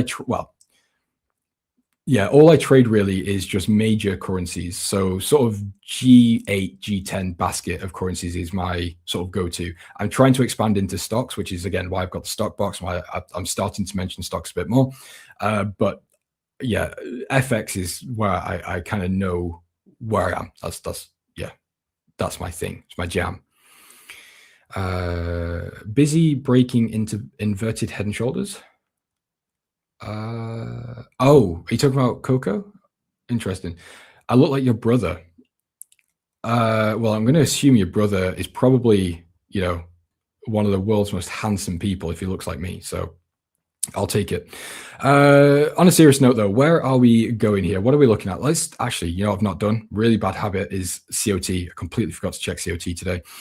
So what are we looking at? What has been going on? So the S&P actually got sold, or the SPX got sold last week, which is, I wouldn't say a huge surprise based on Friday, but well, actually, yeah, I wouldn't say the S&P sell-off or being sold is a massive shock, but yeah, there's nothing I can really take away from that. Oh, actually, I take it back. I've just seen the Russell and the Dow also got sold. Yeah, a little bit of a bearish sentiment on the risk side, especially US risk. Yen sold again, not a huge surprise. I think we are just seeing a fade of the intervention. Pounds on Nasdaq. Interesting. So they sold off the Dow, the Russell, the S&P, but bought the Nasdaq. So still bullish on tech, it seems. CAD Swiss New Zealand dollar also bought. Okay. It's weird though, because they built I think it was the largest short position they ever had. And I'm talking about institutions. When I say they, I'm talking about the institutions. The largest position they ever had, or largest short position they ever had on the Nasdaq. But since then, it seems like they've just been buying back, which I'm not sure what the thought process is behind that. Where's the, history? Let me just take a quick look here.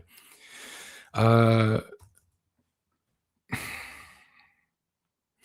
it's really weird. I'm not sure why really they would sell off so hard over, what was that, two weeks?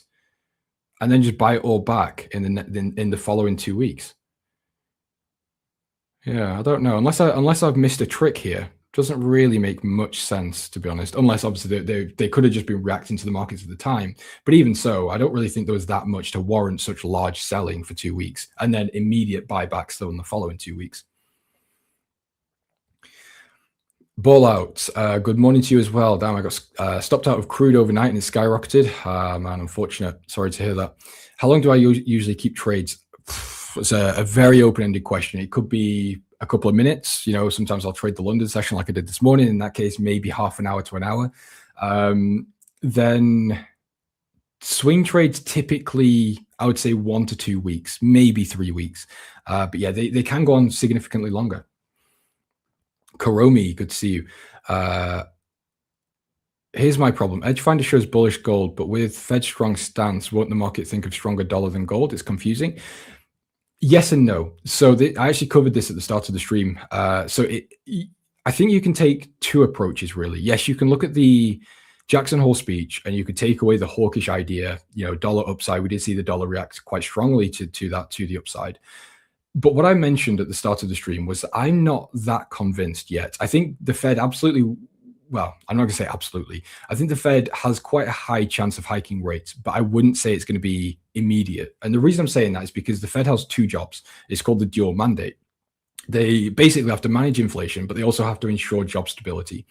So in this case, the managing inflation part is a little bit tricky because we're above the 2% target. So this would call for rate hikes in theory, on paper. But the labor market's not looking great. We've got some okay factors such as, unemployment rate, but then you match that with participation rate, doesn't look good actually. Jobless claims also okay, but then you've got JOLTS, you've got ADP, and you've got NFP that have all been doing quite poorly. So it's a case really of if the Fed hikes, they're going to be moving away, in my opinion, moving away a little bit from the job stability, because I think the job market is quite weak at the moment. I don't think it would benefit at all from a rate hike. So I think, yes, you're getting at the minute a little bit of a split between the people that, again, paid attention to Jackson Hole and, the Fed's going to hike. But then you've got people like me that are looking at more of a, I suppose, a holistic view of the economy and saying, actually, I can see rate hikes coming at some point, but I just don't think that is an immediate thing. I just don't see the economy is really in a position to support a rate hike right now. But again, as I always say, I'm not as smart as these central bankers, so I could be wrong. It doesn't mean that the Fed will not hike in the next meeting. They absolutely could, and that is where the probabilities are leaning. So if we look at the CME FedWatch tool, the next meeting actually now has basically a 62% probability of a rate hike. So there's that, but I'm not buying into it just yet. When I say buying it, I mean I'm not buying into that idea yet, not buying into the market. James Oza, I have no idea what that means. And then reverse back. Oh, hold on. How does New Zealand US dollar look like for this week? I don't think we've really got anything for that market, actually. Let me just double check the Edge Finder, see what scores we've got. But I don't think there is one. I think we're sat neutral, actually, at the minute. Let it load. Hold on. It's typical. As soon as I refresh, it pops. It's annoying. Hold on. That's a good zone ball. I might try to enter. Okay. But then Walsh did say price stability is a concern. Yeah, but that's the price stability is a concern. Labor market's a concern. I don't think they can justify a rate hike right now. But again, as I said, I could be completely wrong. It's just my view. Okay. So yeah, New Zealand US dollar score of 1. We've got nothing there on a fundamental view. On a technical side, I would lean more bullish. We are, again, seeing the dollar relatively weak at the moment. We are in quite a strong uptrend here. We've got a pretty decent fib pullback here. Lines up with structure on the left. We've got the break and retest idea. So technically speaking, actually, this does look really good. Now, I suppose a small problem is we have double topped here. We don't have an edge finder reading for New Zealand US dollar. So I do see it more on the flat side because I don't really have a reason beyond the technicals, and technicals for me aren't enough to be a buyer. But yeah, I would be sitting out of this one for now. Anyone SpaceX? I don't think so. What is the ticker for SpaceX? Was it this? Yeah. I don't really have anything for SpaceX, to be honest with you. Yeah, when it comes to a lot of these companies, SpaceX, you could make the argument it's not an AI company, but I do consider it an AI company at this point. I'm not that optimistic on these companies.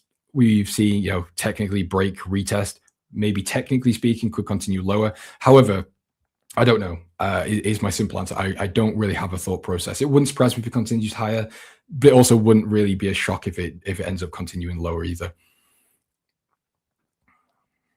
I know, and I'm fully aware that wasn't helpful, but I'm just trying to be honest. 4,600 is ceiling. Somehow something changed, but let's see. I will react accordingly. Okay, so you're talking about gold. Interesting. So I do remain bullish on gold. Just to recap, I don't see a problem being a buyer. Trends there, edge finders there, pullbacks there. Again, for my checklist, gold is a complete buy signal. I don't really have anything against that. Same thing with silver. I really like silver to the long side. Aussie US dollar, I do still like it. I mean, I'm in the position. Stop is being trailed. So, if I'm stopped out, it would be a decent profit. If it continues higher, again, nice profit. Dollar yen, kind of stalling at the moment. We have faded that Jackson Hole move on Friday. Not a big concern. Again, as I've been saying on dollar yen, I am just basically capturing the carry trade. I'm sitting in the long positions collecting the swaps. I'm not really that concerned about intraday movement. It's not a problem. The only thing that really would shake me out of this trade is a pivot with the central bank. So if the Fed turned dovish and the BOJ started some sort of aggressive rate hiking cycle, then obviously that would completely throw off the trade. But for now, things are stable. I'm completely fine. Aussie New Zealand, I do quite like the idea of being a buyer at some point. Euro dollar, I'm not a huge fan of. New Zealand US dollar, I'm not really a fan of. Dollar CAD is maybe a short. I do quite like the technical setup here. And BX, maybe not a huge deal on this one though. But anyway, ladies and gentlemen, my time has come to an end. We've got the one and only fantastic Alan Perez coming to take over the show. Ladies and gentlemen, stay safe. Don't get margin called. I'll see you all tomorrow. And again, don't go anywhere. We've got Alan coming to take over in about 30 seconds. See you later. Have a good day. Hey traders, don't go anywhere. The show will be right back. I just wanted to tell you about today's sponsor, that is 8cap. 8cap is currently offering traders outside of the United States a huge welcome bonus when you create a new account using the link that is being dropped in the live stream chat or in the description down below. When you create a new account using our referral link, they'll give you a 20% deposit bonus to your new trading account. For traders who prefer trading on a brokerage rather than a prop firm, this is a great option in which you get a nice little boost to your new trading account. But I do also want to disclaim that terms and conditions do apply to this, so please see the full details using the link that's just been dropped in the live stream chat.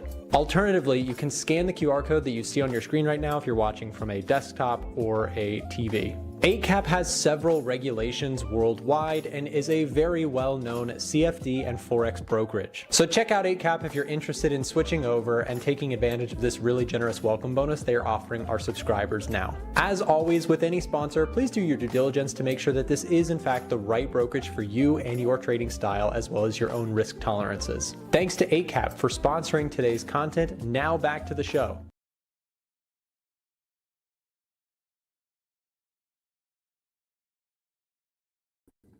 Oops, my bad. Mike was muted. Good morning, everyone. Happy Monday. Hope you guys are doing fantastic. What a crazy Friday we had, guys. Crazy Friday. Let's see what the Edge Finder here is telling us. Hope you guys had a great weekend, a refreshing weekend, and are back at it. Hey, Alan, Helly, Sluggy, good morning. Yes, muted. Simo, good morning.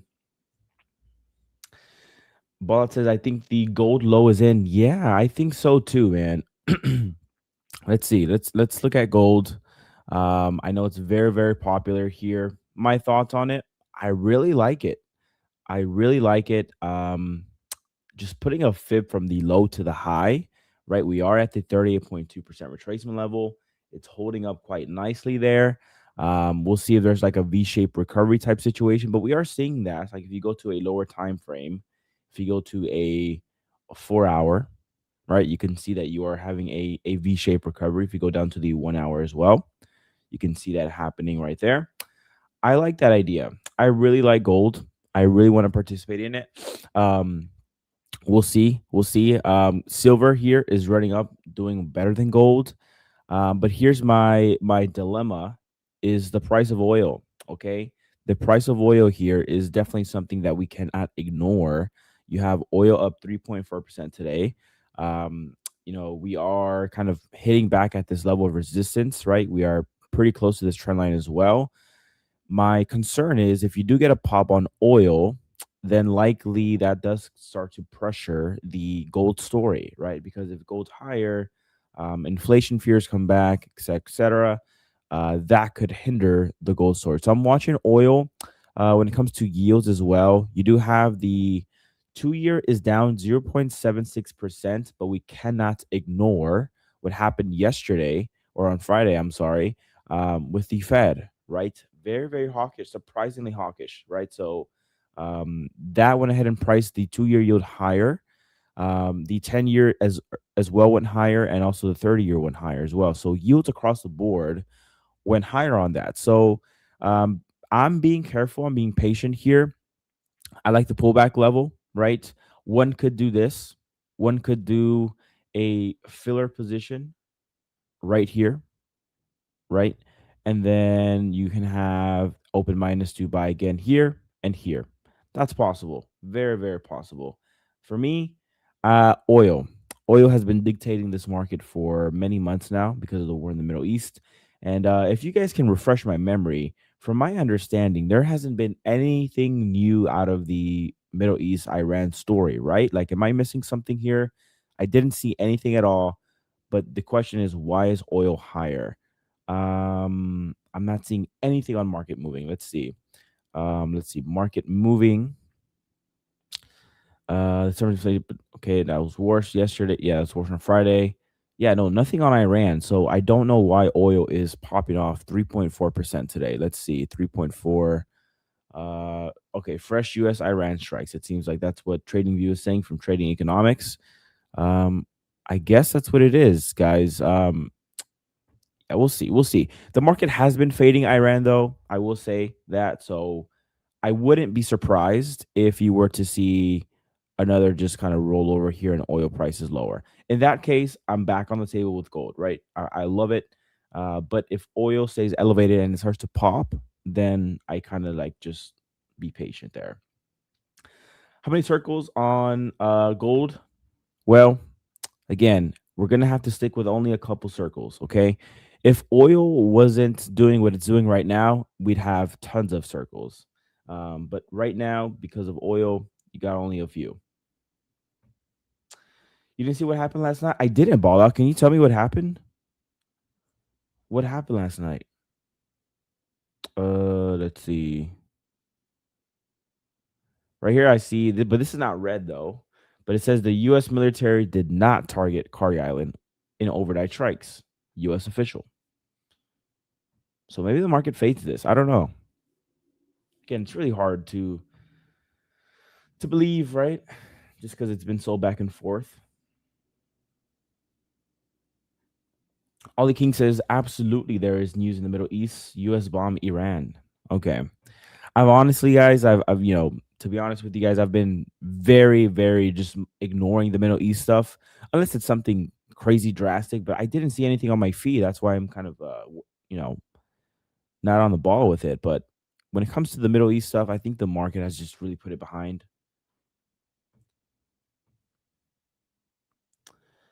Let's see.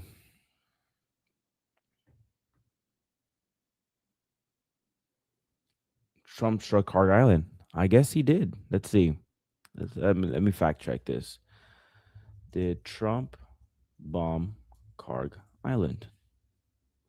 No, he did not. According to Gemini AI, President Trump did not bomb Kari Island. Let's see. It's probably going to be behind a paywall. No. Allow ads. Okay, my ad blocker's doing that. Nah. Did U.S. hit Kari Island? Some say yes. So we'll see. I will say I would have expected, if that was the case, for yields to be a lot higher than they are right now. Again, the 2 years down 0.71%. The 10 is slightly red, and then the 30 is slightly green on the day.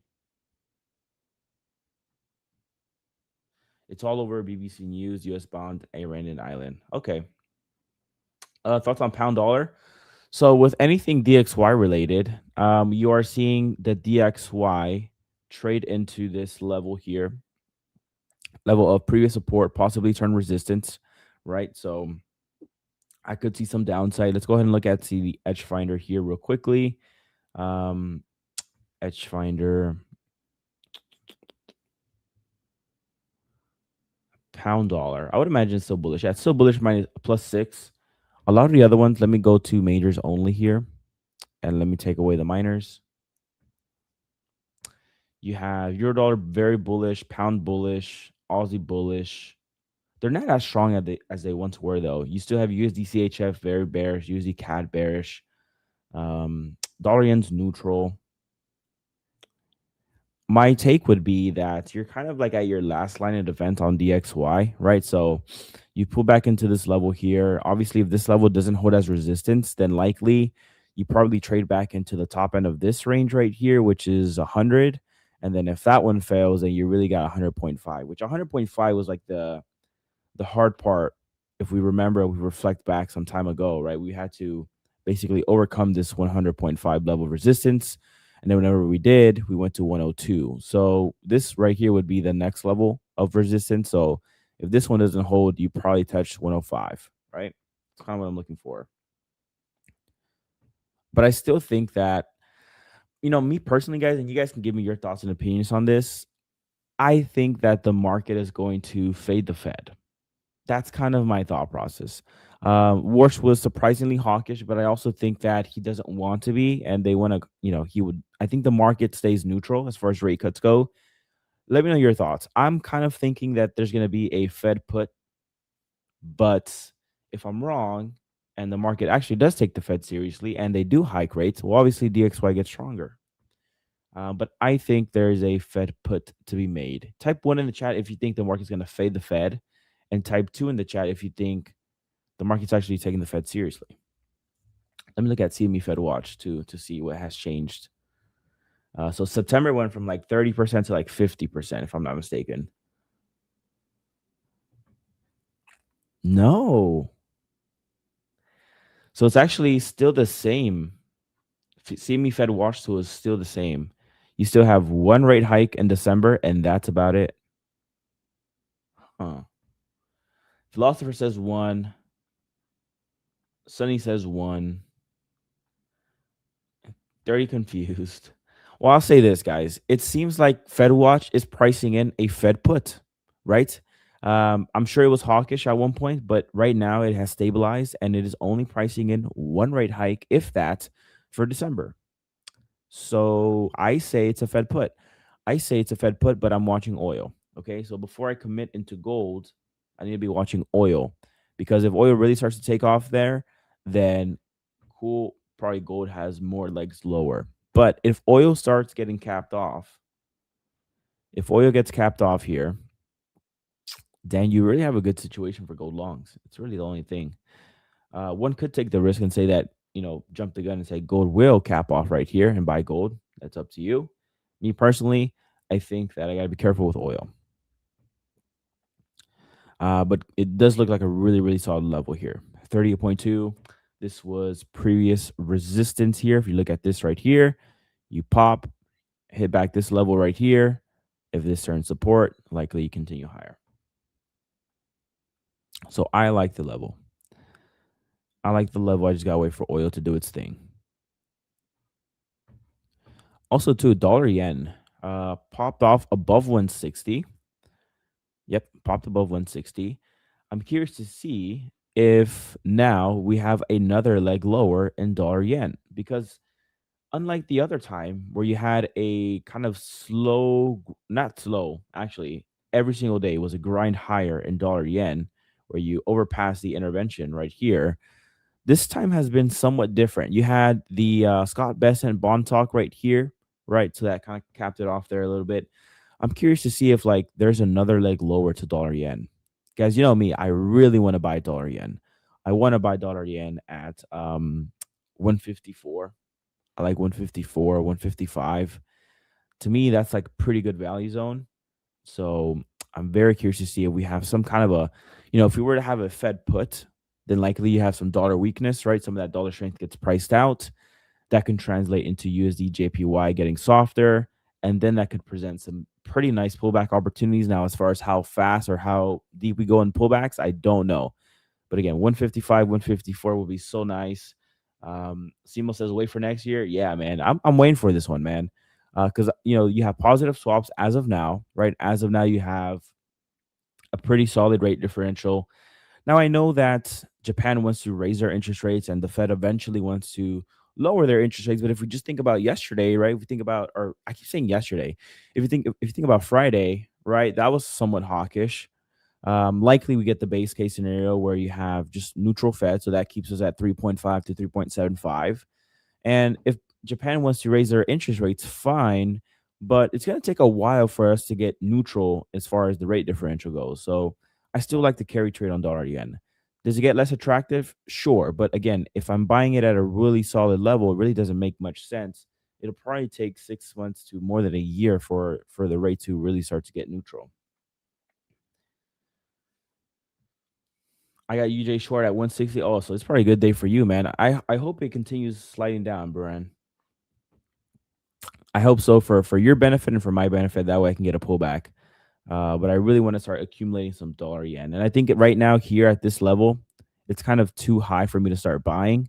I would be more comfortable at 156 or 155. And then we'll see what happens there. And then like the other question goes like, well, if you find yourself at 154, do you break this level and then you're back to like 140? But that to me would take some serious intervention.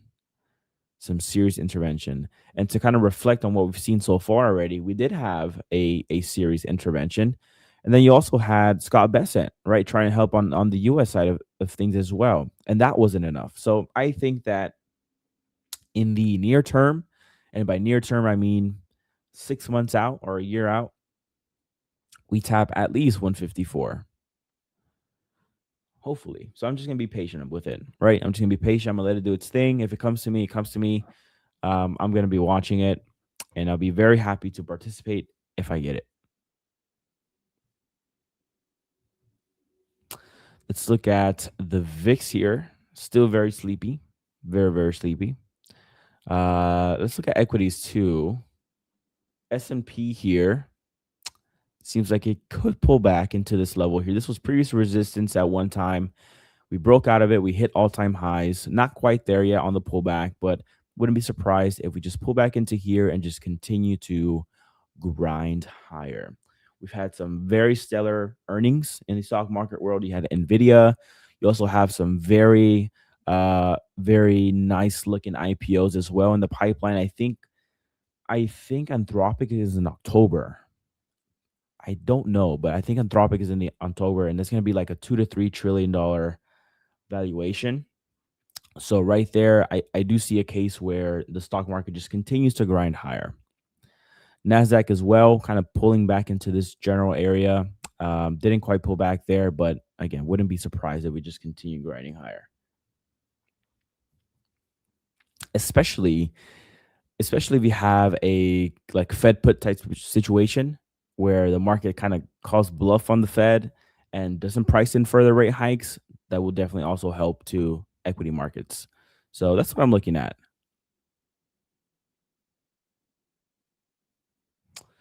Let's see. Yields. The 2-year yield has to make some progression for me. We did kind of shoot up higher there. Didn't like that at all. So we really need to see it kind of make some progress down.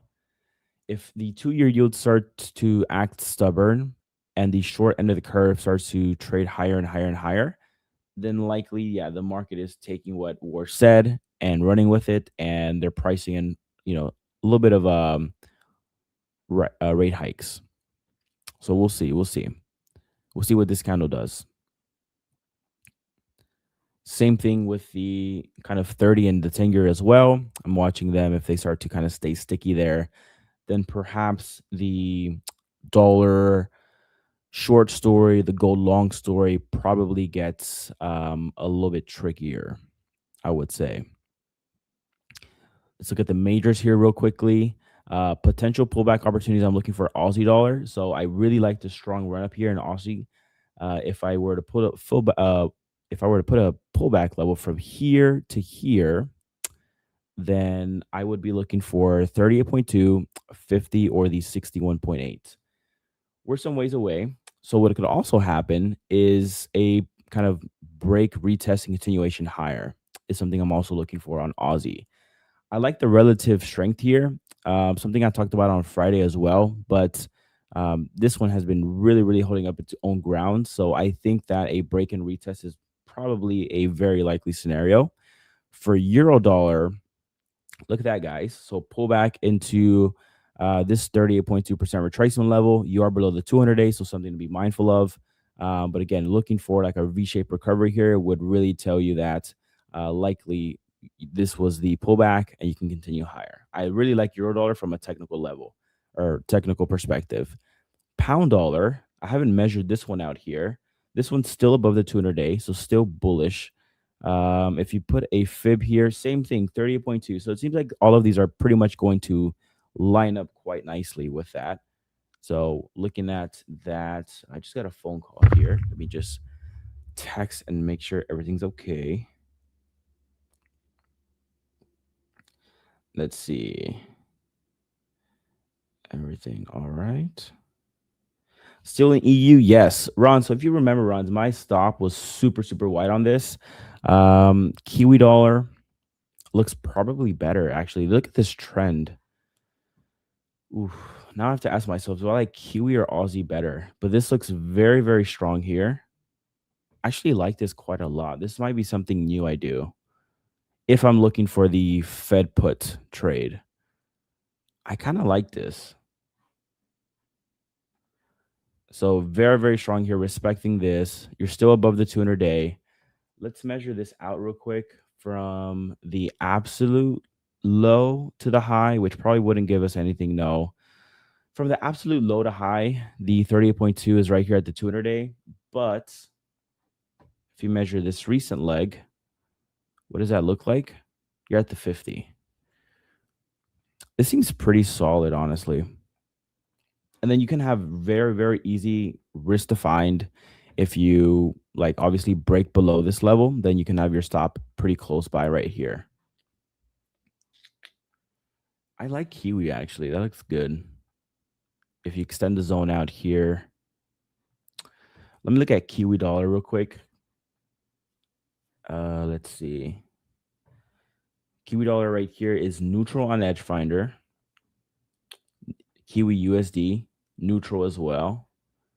Okay. Let's go to sentiment here. I actually want to look at some sentiment reads for like the majors. Majors only. Let's see how we positioned. So this is retail, right? So 61% of retail is long dollar Swiss. 32% of retail is short Aussie dollar. So I definitely want to go long Aussie. We know that, either pullback or break and retest. Kiwi, it's pretty 50-50. Okay. Let's go to net options volume on dollar just to see what that looks like. Slightly bullish there. Very neutral. To me, this is like neutral. If it's like kind of right here, pretty neutral. Let's look at gold too while we're at it. Slightly bearish. Again, still nothing extreme, right? So to me, that's kind of neutral. And then we'll go to put to call ratio as well.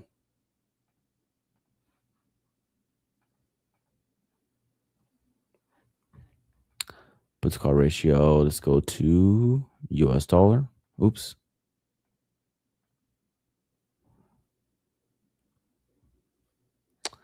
Let's change the dates here.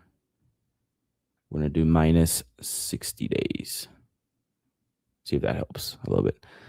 Not really. Slightly bullish.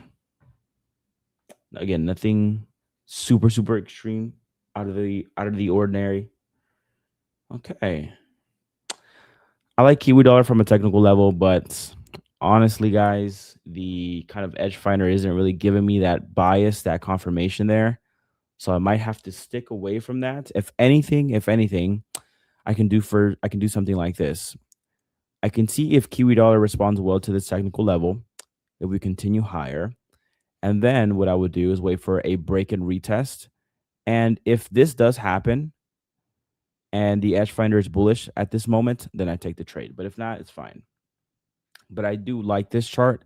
I'm going to be watching it closely. Let me look at Aussie Kiwi to see kind of what the trend is on this. So Aussie stronger than Kiwi.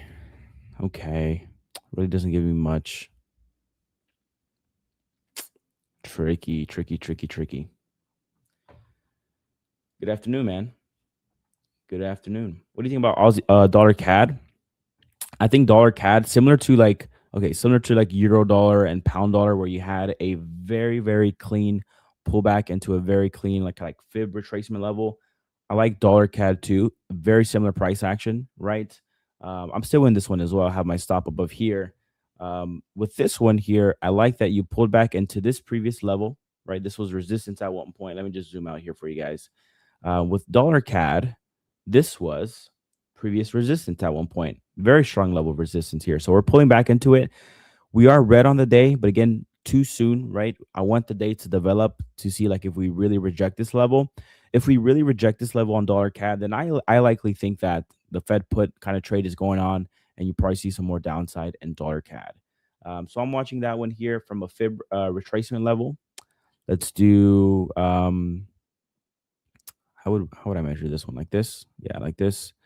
So from the very high, right around over here, from the high to the low, you didn't quite get to the 38.2, but you got pretty close to it. Again, you are tapping into this level of resistance as well. So this kind of would be, if this level does reject and trade lower, I think this is a very, very solid trade to the downside. Human, taking another gold trade. I'm kind of holding off, man. Look at oil. I'm looking at oil right now. It's up 3.5% today. It could be breaking out here as well. My concern with this is if you see oil start to pop and start to scream higher again, and you have yields higher as well with that, to me, that kind of like disrupts the gold trade. It's not as clear and obvious as it once was. So I'm going to be kind of patient on that one. Yeah, but I like dollar CAD a lot. One of my favorite trades. And on the edge finder, it is bearish. So that helps a lot too.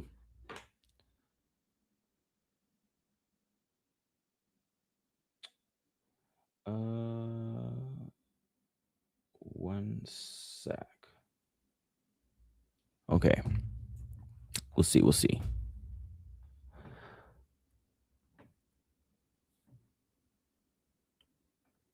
$30 is making progress higher though. We'll see. Let's look at currency strength real quick too.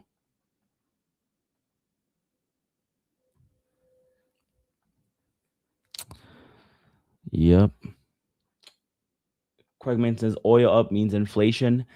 Not like necessary. Like that's the general kind of thought process is like oil prices, right? Oil prices are kind of a forward-looking indicator for inflation, right? Because like think about it. When you go to the grocery store, right, a lot of that stuff is transported by truck, right? So if oil goes higher, then the cost for transportation, the cost for transporting stuff also increases. And the businesses take a loss on that. They pass it on to the consumer, right? So like if oil prices are higher, generally, cost of everything goes up, and the consumer starts to feel it, and that's inflation. Think of it like lots of other products that we use, like use a lot of oil in everything. Like for example, in like makeup and stuff for women, right? Petroleum is in there. Like it just increases everything across the board. And so generally, if you have oil prices start to shoot higher there, then the market starts to see, okay, there's a risk that inflation can start to tick up there. And then you have like that repricing. Now, oil kind of staying in a general range, not as problematic, kind of like what we've been seeing here in recent times, right? Like this whole time here, this time here, we've had meaningful progress in inflation prints. But my thing is, if you see oil prices start to scream higher again and they stay there, well, then that would cause, inflation fears back, likely start to see yields higher again. We all know what happened with gold when you had inflation fears, right? When the war in the Middle East happened, this was that start of the war there. Oil shot up higher, right? And so gold here, the trend with gold was lower. So for me, I'm thinking like gold's kryptonite is oil, right? If oil makes meaningful legs higher, that can pressure and maybe bring back this trend in gold. So the reason why the gold trade was so nice and clear earlier, if we reflect back like 1 week back or 2 weeks back, it's because you had oil lower, right? You had oil lower, you had stories and developments about pressuring yields, which also help gold as well. And then you had a softer dollar trend. So those three things, right? Lower oil, lower yields, a trending lower dollar, all of that was good for gold. Now you're having other things, right? You have a strong dollar as of now, relative strong, right? We still need to see if it ultimately continues trending lower. So it's too early to tell, right? But you also have oil kind of making a leg higher, And you have yields higher as well, right? You have the 2-year yield made a big pop on Friday. You have the 10 and the 30-year are higher today. So it's just like you have the three things that were working really well for gold are now starting to get questioned a little bit. So that's why I'm just being a little bit more patient here. And I say this with gold, right? If let's say you have a pop in oil, pop in yields, and dollar gets stronger short term, well, that only means that gold just pulls back even further, and that's a good thing for us, right? The more discount, the better. But I know it was very, very enticing and very attractive here to kind of look at gold as you had that big pullback there. But again, that was only one day, right? Maybe we have 2 or 3 more days of kind of selling in gold, and then you just get a better pullback opportunity. So I think it's well received for me. If gold pulls back even further, that just means that I could probably risk more on it.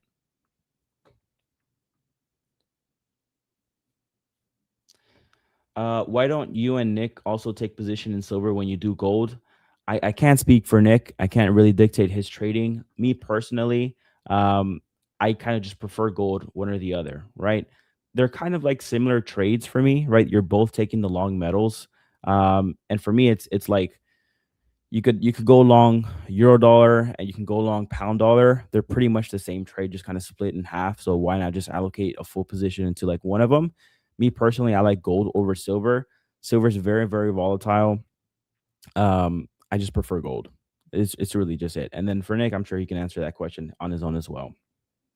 But guys, it is already time for me to transfer the segment over to Nick. So maybe he can answer that and he can go ahead and talk the markets with you guys. So thank you guys, and I will be back here very, very shortly. See you in a bit.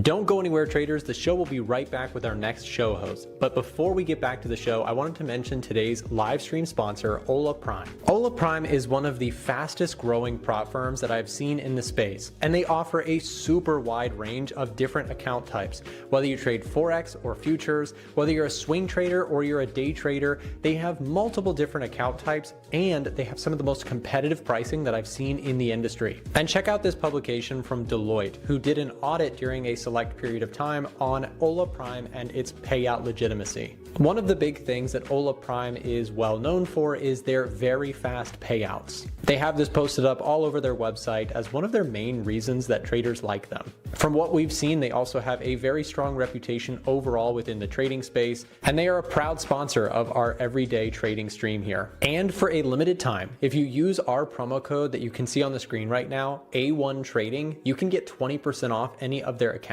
And using our discount code lowers the barrier to entry, meaning that your challenge costs you less and gets you that much closer to potentially getting a payout someday. Of course, to throw my 2 cents in there, I'm a big fan of not trying to get funded until you feel you are actually ready to do so. So if you feel you have the skills, if you feel that your trading is up to par, and you do your due diligence on Ola Prime to see if it's right for you, then make sure use our promo code to get that extra discount at checkout, and we'll be dropping the link to them down below in the live stream chat. You can also find it in the description, and we'll have a QR code on the screen right now that you can scan if that's easier for you as well. So thank you to Ola Prime for sponsoring today's live stream. Now back to the next show.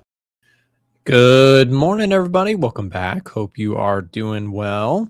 Happy Monday, and I hope everyone has their coffee. I've certainly got mine. I'm ready to go, and good to be back with you guys. So as we get started with this week, I do think that we should highlight maybe the main things that we took away from last week, as well as what we are looking forward to this week. And starting with what we're looking forward to, obviously the big one is NFP, right? How many circles on gold today? Well, on NFP, Prizrak, we're going to put a lot of circles on NFP because NFP is really, really big this week. It's a really important read because we are kind of in this spot where we're like, okay, are we worried more about inflation or are we worried more about jobs? And the Fed last week, Warsh basically said the focus is more squarely on inflation. Okay, cool. That is until the jobs market, if it shows some kind of further weakness. So let's just recap where we are with jobs report numbers, because I think that's a good place to consider what the setup this week looks like. If you're somebody watching non-farm payroll this week, what you need to know is that the previous two numbers have been significantly worse than expected. We missed on the last jobs report by 108,000 jobs. The one before that was 57,000 jobs. So we're going into an NFP print this week that is one where people are raising eyebrows a little bit. They're like, okay, wait a second. Is the jobs market slowing meaningfully? And if that is the case, if the jobs market continues to sort of show weakness, what does that do to the markets? Well, again, we just talked about how last week the focus, the concern of the broader financial markets were, okay, they're wanting to hike rates. They want to raise interest rates. We saw, like, for example, the 2-year yield spike higher Thursday and Friday, from the conversation with Kevin Warsh. So you look at this and you say, okay, so this is telling you that a rate hike very well could be coming in upcoming meetings. Well, what could subdue that a little bit? What could cool that off would obviously be if the jobs report comes in weak. Because if the jobs report comes in weak, then it says, okay, yes, you've got some sticky inflation, but the jobs report is really hurting us, right? However, by that same narrative, why is NFP so big this week? Well, because what if NFP comes in strong? Then suddenly we are looking at rate hikes, right? If we get a secure, stout jobs report to sort of squash that concern that people might have, it's sort of the last line of defense for the interest rate bears, right? People who think yields are going to potentially come down. Because if you lose the NFP story, meaning if the jobs report just comes in rock solid, then it's like, okay, the economy is not hurting at all. The jobs market's not slowing, or at least it's showing just fine.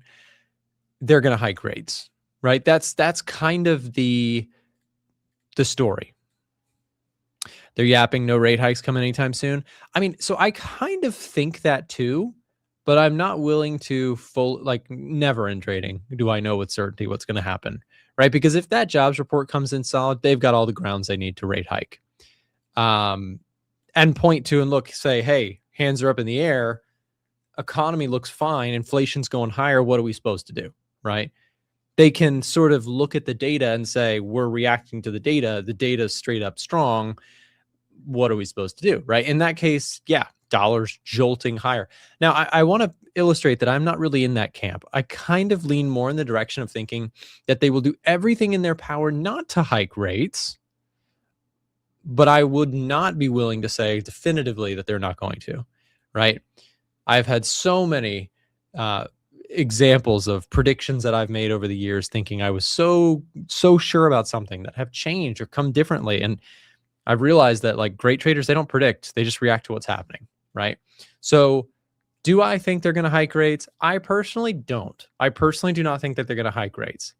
But if data comes along and slaps me across the face and says a jobs report's solid, the Fed is saying that they need to take action on inflation, and the rates start to agree with that, it's like it's like objectively, statistically in front of you. You can only deny information so long. Do I think that they're going to hike rates? I personally don't. Would I be absolutely dumbfounded if they did? No, because markets are hard to predict and no one's right all the time. So my thesis is I think that they're probably not going to hike rates. What's my defense for why they won't hike rates? What's my defense there? What's my logic? Well, right now I can still hang my hat on the previous couple jobs reports have been weak. ADP was weak. JOLTS job openings weak. Services PMIs were weaker than expected. Retail sales weaker than expected. Consumer confidence is already so low. I think that that's a good case to be made for them to do everything in their power. Oh, and by the way, the president and the Treasury Secretary really don't want them to. Okay.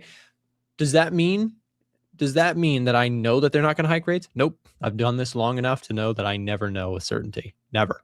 Not anyone, not anybody in this comment section, not anybody in the world, not even Scott Bessent probably knows with certainty what the Fed's going to do. I don't even think the Fed knows what they're going to do sometimes. They're just watching the data, right? Sometimes we give them credit for being this brilliant group of economic people, and they probably are the brightest minds in economics. But even the Fed, there was a notorious, I don't know if it was Bernanke or one of the Fed chairs once said that they themselves have no idea where interest rates are going. It's hard to predict this stuff. Fools are the ones who are so sure and so predictive, and they know what's going to happen. And it's almost like by trying to be so smart and call exactly what's going to happen, those are the greater fools. And in reality, the people who are smart in this game just acknowledge that you kind of just need to follow the story wherever it's going and be open-minded, right? So that's my Monday morning coffee thought is be open-minded. It will save you in trading because, man, it's a whole lot of, people who are so sure about stuff in trading and investing, and it's dangerous. That is a very dangerous line of thinking. Anyways, one thing that is challenging here, the story right now, you've got oil higher, up 3.3%. Are we going to get some? Are we going to get some drama? Are we going to get some breakouts here? Oil going higher could be concerning. Certainly is a structurally problematic thing for yields. Let's not kid ourselves. If oil blows out, yields are blowing higher, right? There's no way around it. If you get a dramatic rise in oil prices, the 10-year just goes higher. And that's not something the Fed can even control. So that's where I think also, if they want to find a narrative, if the Fed wants to find a narrative to not hike rates, what could you say? You could say, well, we can't control oil prices. It would be inappropriate for us to raise interest rates, tighten monetary supply or monetary policy, etc., on the basis of something that we can't even control, and raising interest rates does nothing to conquer, right? Raising interest rates doesn't make oil prices go down. So that's the narrative that they could spin. But again, I'm not going to sit here in denial if they do raise rates. I'm going to say, hey, look, they decided to go that way. Let's follow. Again, I reiterate over and over, I don't personally think that they're going to do that, but they could, and I'll keep an open mind. Sometimes people point out, they're like, Nick, you're saying this in a way so that you can kind of pivot and just whatever happens, you don't sound wrong. Look, I will be wrong if they raise rates. I will be the first one to say, hey, I was wrong about that. I thought they wouldn't raise rates, and they did. But I've done this long enough to realize that's a superpower. It's a superpower in trading to say, oh, I was wrong about this. Call yourself out on trading when you're wrong really quick, and I promise you your trading will be better. If you have an opinion and you are wrong about it, call yourself out. Because if you don't call yourself out and manage risk and have open-mindedness, do you know who does call you out? Not Trader Nick's comment section, which, that's good fun. What really calls you out, what really matters, is the market itself will call you out. If you're wrong on an idea you have and you don't call yourself out about it and you don't manage risk and do the appropriate things to adjust, the market will call you out and you'll lose a lot more money, right? So anyways, S&P 500 here, a little softer this morning. Again, not loving the higher oil prices and higher rates. I do have a position on TLT that has gone completely wrong. So TLT, I went long on this one, took a stab on it, not working out. So yields moving higher. Again, little tricky here this morning. Yields push, and look at that. Oil up, yields higher. The 10-year yield is higher. I am still long gold. I have a stop on this one as well. If this one breaks through the lows, then I'm going to cut that trade as well. And this is attempt 1.5. I had kind of a weird hiccup with my first trade where I punched in my order wrong, but technically it is my second attempt on gold longs. I am interested in trying again. If price comes down to this area here, this 43.30, 43.20 level, I'm open to potentially trying another time, depending on how price reacts to this level. If we go daily chart here, there's that level on the daily. And I think if you get your fibs out on the higher time frames here, you've got this swing low to swing high.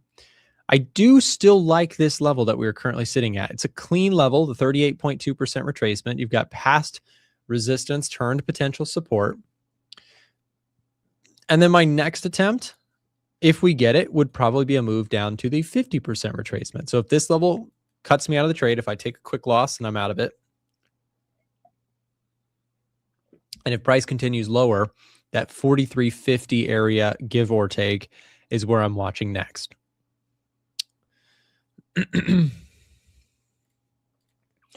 Well, that's trading. We move with the charts, not with how we think the chart should move. That's a great way of saying that. I love that. Thanks for sharing that. Yeah, no, that's exactly right. Again, it is when you, it's also a little bit freeing when you get into that mindset. You're like, look, I follow trends, I follow my setups. If they don't work out, on to the next, right? If you have a system that you've really spent time building and testing, you know, being fearful of your next trade is a symptom of not actually having done the work to build a strategy that you feel reasonably confident in. And by the way, confidence doesn't mean you know the next trade is going to be a winner. It just means that if you stick to it long enough, you'll do fine. But if you're scared of your next trade, it means your risk is too big or you don't trust your strategy enough. And it's probably the first one. It's probably that you're risking too big. Most traders are. Most traders are risking way too big and have no idea that they're doing that until way too late. Take what you think is a small size, divide it by 4. That's probably what most traders should be trading with. Like if you're using a 1 lot for a trade, you should probably be using way lower than that. If you're trading Forex, if you're trading futures, switch over to minis, trade the smallest amount, right? Like I'm telling you, it is large position sizing. That is the number one problem for most traders, is that they trade too big of a size because they're trying to go quick and make a lot of money. Look at this S&P 500 here rolling over a little bit this morning. You got a little downside squeeze here. We'll see if there's any legs to this. It's Edge Finder under maintenance. Yeah, we had an error that we're working on this morning. Something with seasonality was not working right. Let's see if it's fixed. Is this US dollar? Yes, we've got an error this morning that we're resolving, but the developer is looking at it. I checked in this morning, so we are going to have that up and running soon. So I generally still do like gold to the upside. That is probably my prevailing setup for now. I would like to see price start to hold these areas. If we can make that kind of push off that area, that'd be great. Start to recapture some of the lost ground that we had from Friday. Tiger says smallest size per trade the broker allows to start. Definitely. Definitely. There's no shame in smaller trade size. It is actually, I personally think it is the greatest secret in trading that's not a secret at all. Your trade size should be way smaller than you think it should be. Like if you're struggling in trading, I promise you, try reducing your trade size all the way to the minimum. Don't worry about making money. If you're losing money, first of all, if you're trying to chase back losses that you've made in the markets, stop. That's just a quick way to dig yourself into a way deeper hole, and I don't want that for you. I promise. There's way too many people. Like from my vantage point, can you imagine? I have a lot of people who watch my videos and content. I get a lot of emails, a lot of messages. I feel like one of the things that I could do to help people out genuinely is to share some experience that I'm like, a lot of people hurt themselves with this stuff because they try and chase back losses. They're trying to go quick. They're trying to make money out of this thing. This is not about making money. For a long time in your trading career, if you're going to be a successful trader, you're not going to make money for a long time. It's just the reality. Eventually, if you spend a ton of time with this and you get good at it, you'll make a little bit of money. Tons of time, you'll make a little bit of money. Spend a tremendous amount of time and a tremendous amount of time making a very little amount of money, you start to make a little bit more than that, and then a little bit more than that, a little bit more than that. But it's going to take a very long time. This is a decade-long process to get good at, not a 6-month. I am not kidding. A decade plus. Okay? If you're not interested in trading for a decade plus, if you're not that vested in this stuff, you should not do it. Straight up. Part of, I try to keep it as real as I can with my content and videos because I feel it's the right thing to do. Like sometimes I think about like, what can I do with my YouTube channel? Obviously, we make money here. I trade, I make money. We have a business here. If I can bestow one thing I feel is the right thing to do for my audience to try and like add value to the world, it's to try and share some realistic stuff about trading And maybe, just maybe, I can help someone in their journey, like genuinely. That honestly, that is what I feel is that there's a lot of fulfillment in what I do for that reason. There's a lot of people who lose a ton of money doing this stuff because they just chase in circles. They chase their tail on changing strategies and, trying to get back the losses that they've had. And it's a dangerous playground for a lot of people. So please be careful. Took me 3 years before I made a profit. There you go. Same about. And here's the other thing. You hear this, right? You're like, okay, 3 years, that's how long. It took me 3 years. Well, it took me about 2.5 years to get to a break even to profitable stage, and then 3 years to actually making consistent money. However, when you hear consistent money, I remember hearing that. I would hear people say, oh, it took me 3 years and I was making money. In my beginner trading brain, I was like, oh, after 3 years, you were making like significant money. You could pay your rent. You could do it full time. No. After 3 years, I was making like less than minimum wage, figuring this stuff out. I mean, not that little. I was making more than that, but I was making very little, right? Not a lot of money. And it was like year 4, year 5, year 6, it slowly built. That built significantly eventually, like it ramped up over time, but it really did take time. So embrace the journey. If you like trading, this is the right thing for you. If you don't like trading, if you don't like learning about markets, you really should not do it. If you break even in the first few years and you're doing very well, that is so true.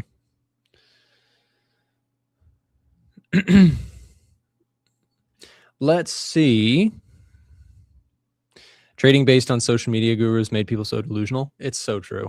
Like, and that stuff it really is so frustrating to me because I'm like, I have a true love for the game, right? I think a lot of people in here do. Like, they really enjoy the process of figuring this out. And you just realize the slower you go at trading, the slower you approach it, the better. The faster you try and go with this stuff, the more likely you're going to blow up a bunch of money. No risk, no Ferrari.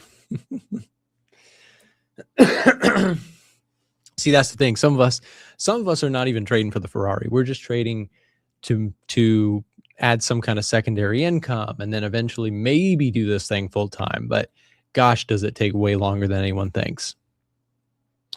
Nasdaq here, pretty flat on the day. I mean, a little bit down. Dow Jones is down. I think the biggest story is that oil prices are higher. That's sending yields a little bit higher this morning across the curve, other than the 2-year yield. 2-year yield's a little softer since Friday, but you got 10-year yield higher. Look at this. I mean, yields are really moving higher today. So a little bit of trouble in paradise there. Definitely not so good for my TLT long position. So I'm going to get stopped out on that one today. Gold, I'm still in this trade. And gonna stick it out. If I stop out, I stop out. I'll reset. But I do generally still like gold the best out of my list of stuff that I'm watching. Gold longs on pullbacks here. I think we're finally getting that pullback. The question is it a pullback or is it a full-blown reversal? We'll see. S&P 500, another one. I'm a little bit. I would say I'm very, very slightly bearish on the S&P. What I'd like to see if I were to get more bearish would be much stronger price action. Like right now, you've got these kind of very wobbly, choppy candles. If you're to see like significant breakouts to the downside, maybe something like this actually makes sense. But right now, you're pretty close to all-time highs, and I don't have a ton of interest in trying to fight that. It's also a really quiet market. You have the VIX even up today, even with this up 6-point-something% today. You're still looking at a VIX that's in the 15s. So it is pretty quiet.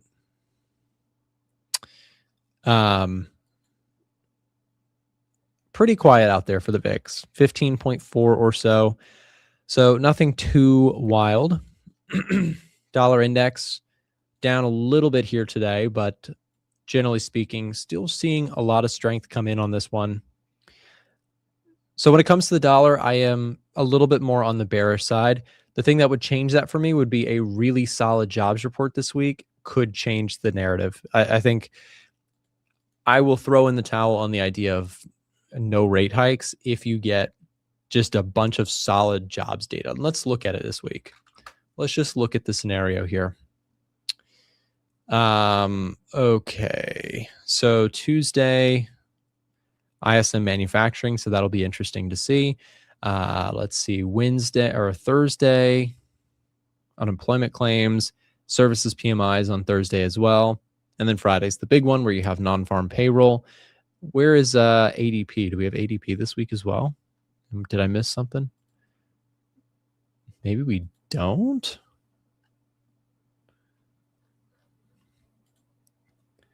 I don't know, maybe we don't. But anyways, yeah, we have a bunch of jobs data this week. And if that comes in, by the way, check this out. So we added this thing here, this new text color coding stuff. Oh, this is actually really cool. It worked really nicely here. Although, can somebody confirm if we have ADP this week for me? Check if we have ADP non-farm payroll employment change numbers this morning, or not this morning, but this week. So check this out. What this does is it says which data points are up and coming here very soon are highlighted pink in or red here.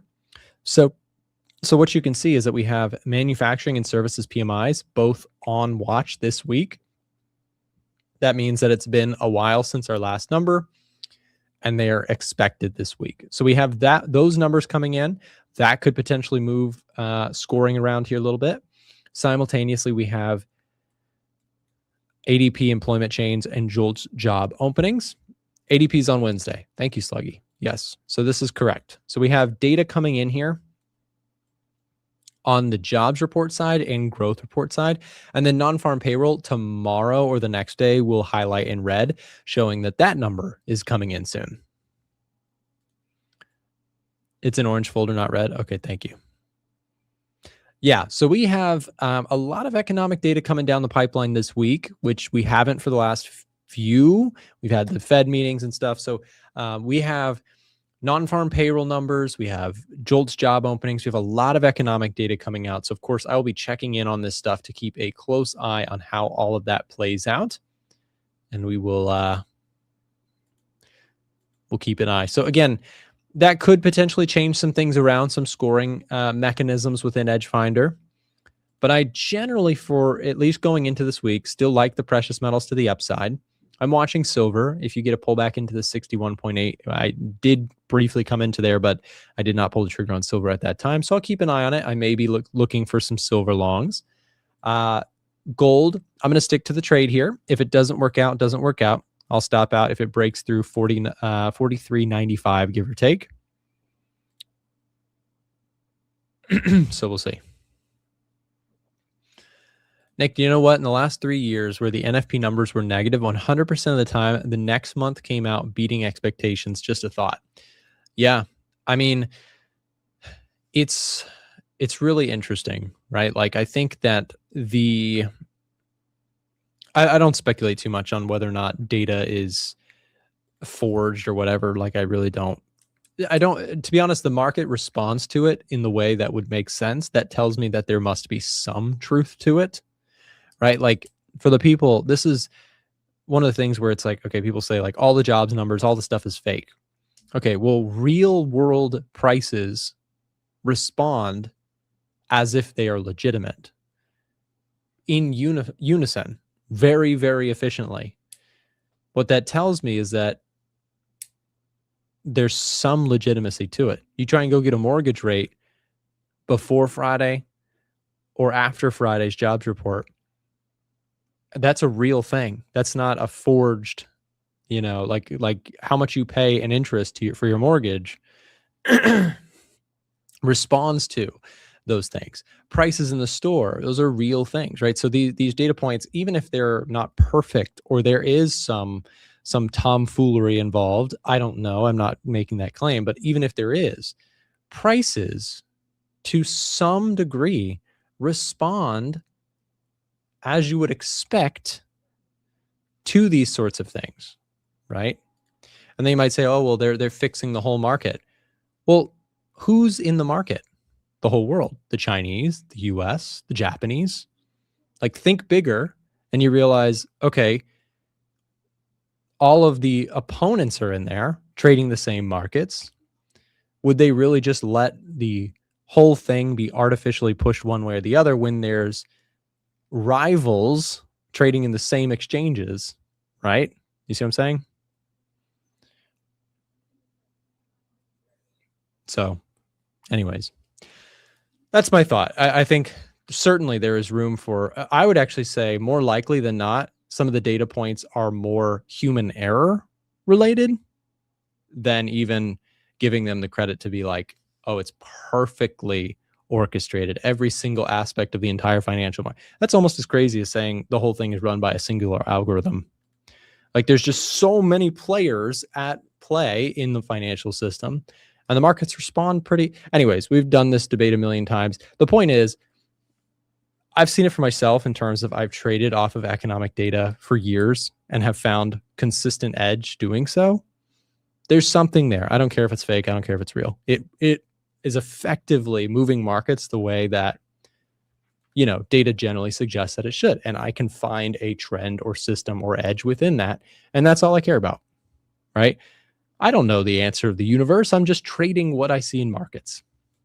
And so those trends, those macro trends, I can observe and I can follow them, and they generally seem to work. That's it. Is halfway reality? Maybe. And that's the other thing. Does it even matter? It doesn't really even matter. In terms of a pure trying to trade markets, trying to capture profits, does it even really matter?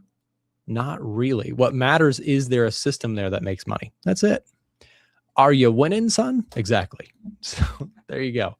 Guys, we've got, speaking of the Are You Winning Son commenter there, Marco's trading journey is up next here. He's going to be sharing some thoughts, trading ideas, etc.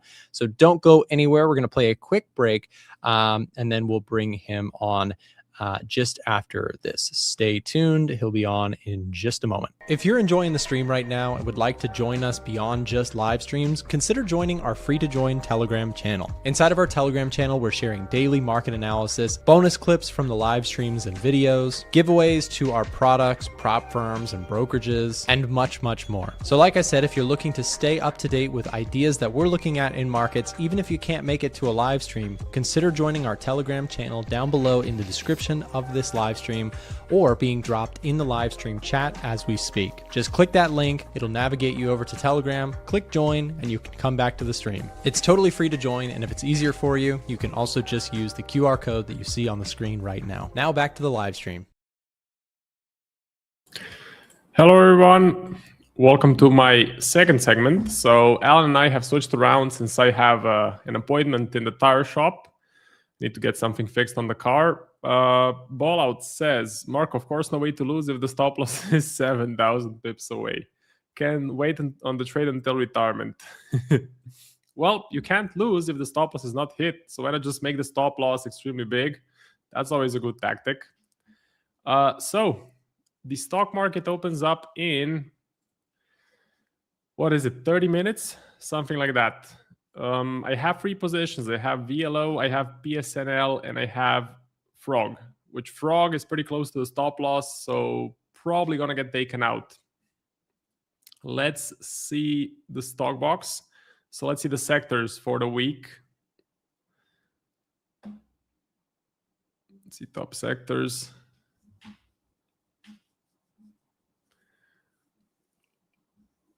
So it's probably going to be tech. I think Frog is let's see here. So if you open up this bottom box, it's going to say, yeah, technology services packaged software is for Frog. Basic materials, oil and gas, energy. Actually, technology has moved up to a minus. Okay, that is interesting. So oil and gas staying up there, definitely staying up there. I guess it has something to do with the Brent and US oil staying high, staying elevated. It's probably going to continue there. So if you look at the Strait of Hormuz, if you look at the 23rd of August, which is the last update, it's still closed. It's probably going to remain closed for the rest of the year, I believe. I don't think there's going to be any sort of resolution. I don't even see an escalation. The US midterms are coming up, so it's pretty important for Trump to kind of keep up good appearances at least. So what I'm thinking he's going to try and do first pump up the stock market, so go massively risk on. That's also another reason why I'm not expecting hikes. Like, I still think that the Fed has a bit of, or would have a bit of trouble hiking into the US midterms. I still think that won't happen. That's one of the reasons why it won't happen. So the first reason is that the inflation is falling lower. Second reason is that Fed hikes when inflation is like at 5, 6, or 7%.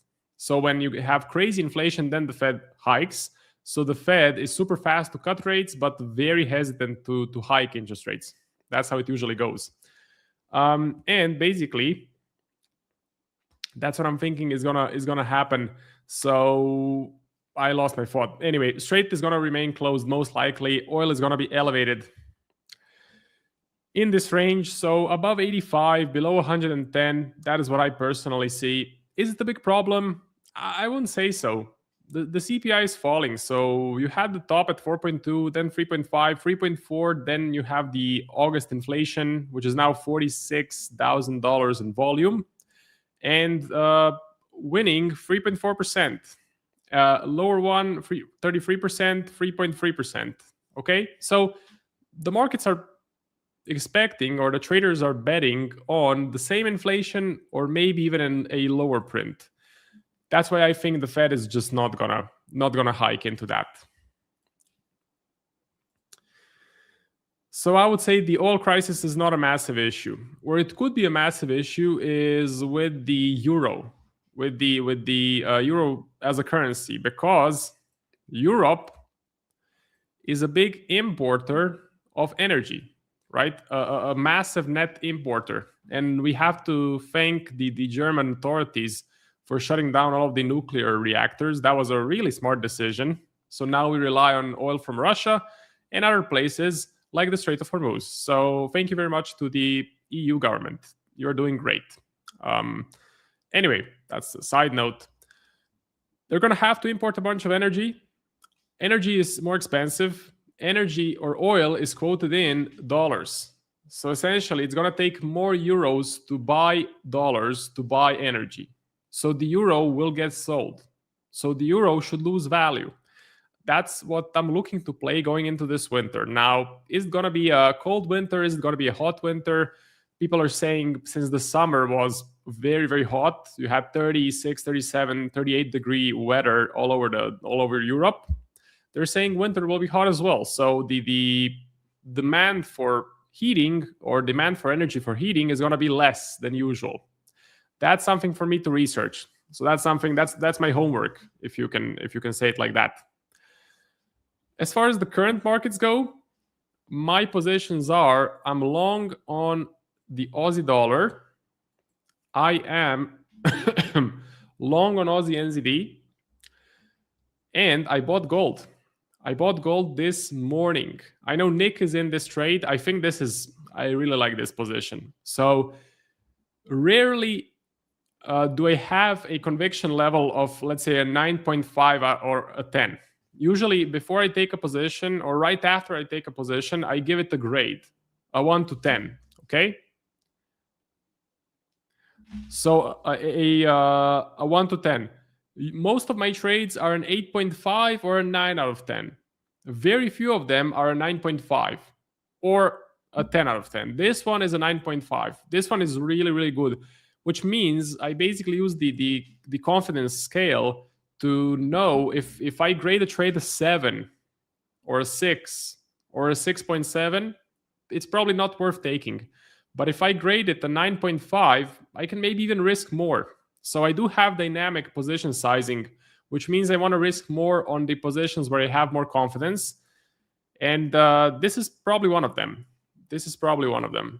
So I would give this trade a 9.5 out of a 10. You have first the Fed, where the market is pricing in hikes. I don't think that's going to happen. You then have the US Treasury pumping liquidity into the system, trying to manipulate the long end. Look at the daily candle on the long end. Love it. I wonder what Besant has to say about this candle. So we have we fully retraced the move? I don't know. I don't think so. Anyway, so they're trying to manipulate the long end to go down. They're trying to do that by injecting liquidity into the system, by creating demand, so artificial demand for the long end, and selling the short term, I think, the short end, like the 2-year. So that's called a debasement trade.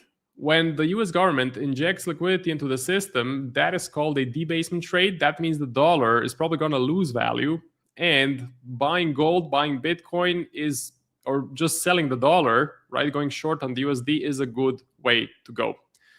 That's why buying gold is really, really good at the moment, in my opinion. That's just my take. It's near the 20 EMA. You got a fat red candle on Friday with Kevin Warsh being hawkish. I think that's a fade, okay? I think we actually got lucky with this candle because it gave us a good entry price before the NFP, before the CPI, before the Fed, okay? Let's also look at the jobs, US jobs, August.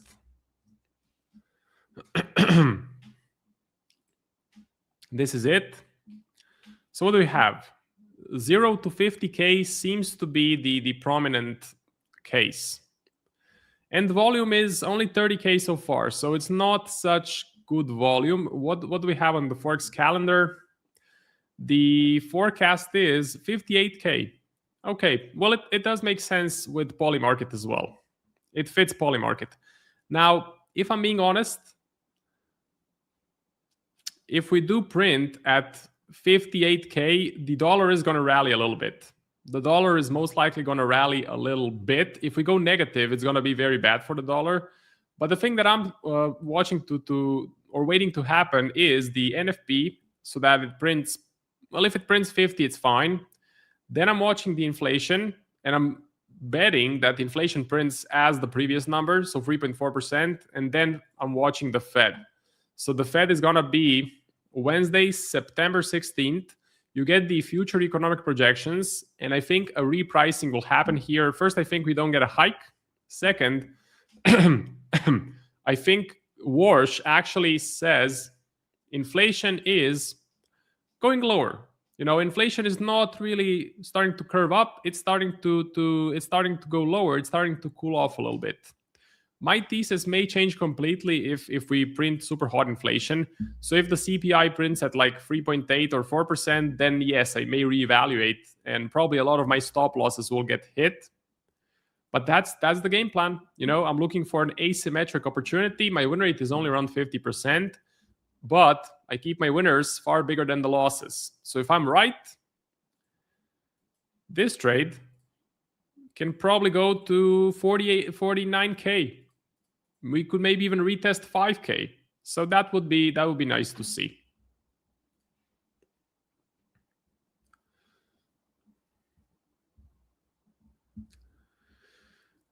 There's no resolution to this event. If you know the roots of this, then you know where it's going. Well, if you just look at the past few events in the Middle East, most of them turned out to be forever wars. The wars that lasted for years, and they never really reached a conclusion. Or most of the time, the bad guys, depending on who you ask who the bad guys are, but in the US, of course, the Middle East is the bad guys, so the bad guys won. Technically, they aren't CTAs, so it's not signals, it's their own trades and education. It's going to be a nasty-ass winter if we get a cold winter in EU. Gas shortages will be a real thing, yes. So we could take a look at nat gas, I think.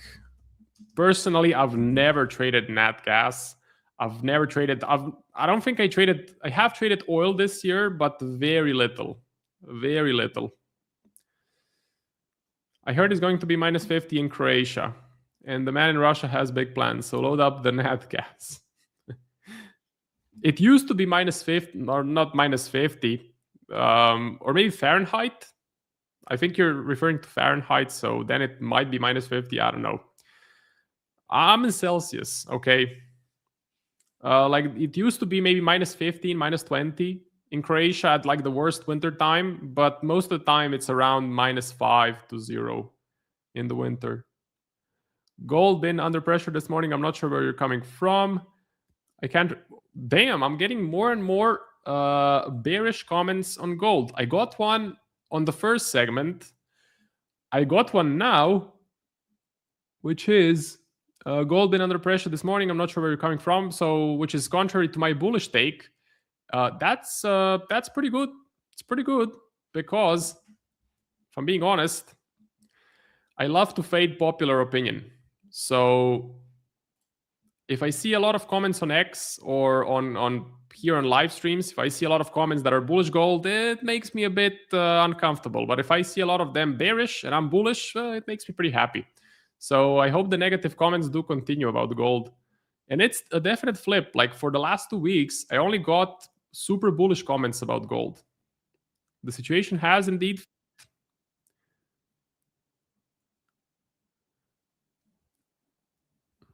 U.S. Treasury Secretary Bessent, we're going to continue exerting pressure. So Bessent has very little, how would you say, power. You know, like the markets just don't believe Bessent. Oh, looks like we have Alan coming in. Alan, what's up? Good morning, man. I just teleported in. How you doing? I'm doing pretty well. You have the new background with the open window. I just switched the camera angle a little bit. I'm still experimenting. I got like this new standing desk, but I cheaped out and I went like with one of the most economical ones, but I don't like it. So I might have to return it and get me something different. So I'm just like, I'm exploring right now. But yeah, the camera's more to my side. But how you doing, man? I know you may have to run an errand here very shortly. So if you ever need to just step aside earlier, you got it. I can take over. So do what you got to do. Thank you. Yeah, I can do like 10 more minutes and then I'm going to have to run, unfortunately. But thank you very much, Alan, for covering for me. One thing I want to open up with that I was just talking about. So I started to see some bearish gold comments on the live stream, which I haven't seen in the last 2 or 3 weeks. I think I never saw one bearish gold comment in the last 2 to 3 weeks. We're starting to get them now. What do you think about it? Is it a good contrarian signal, or is it maybe time for gold to pull back even more? I'll say what I said earlier on the live stream here. So I had like my hands warming up, right? I like gold.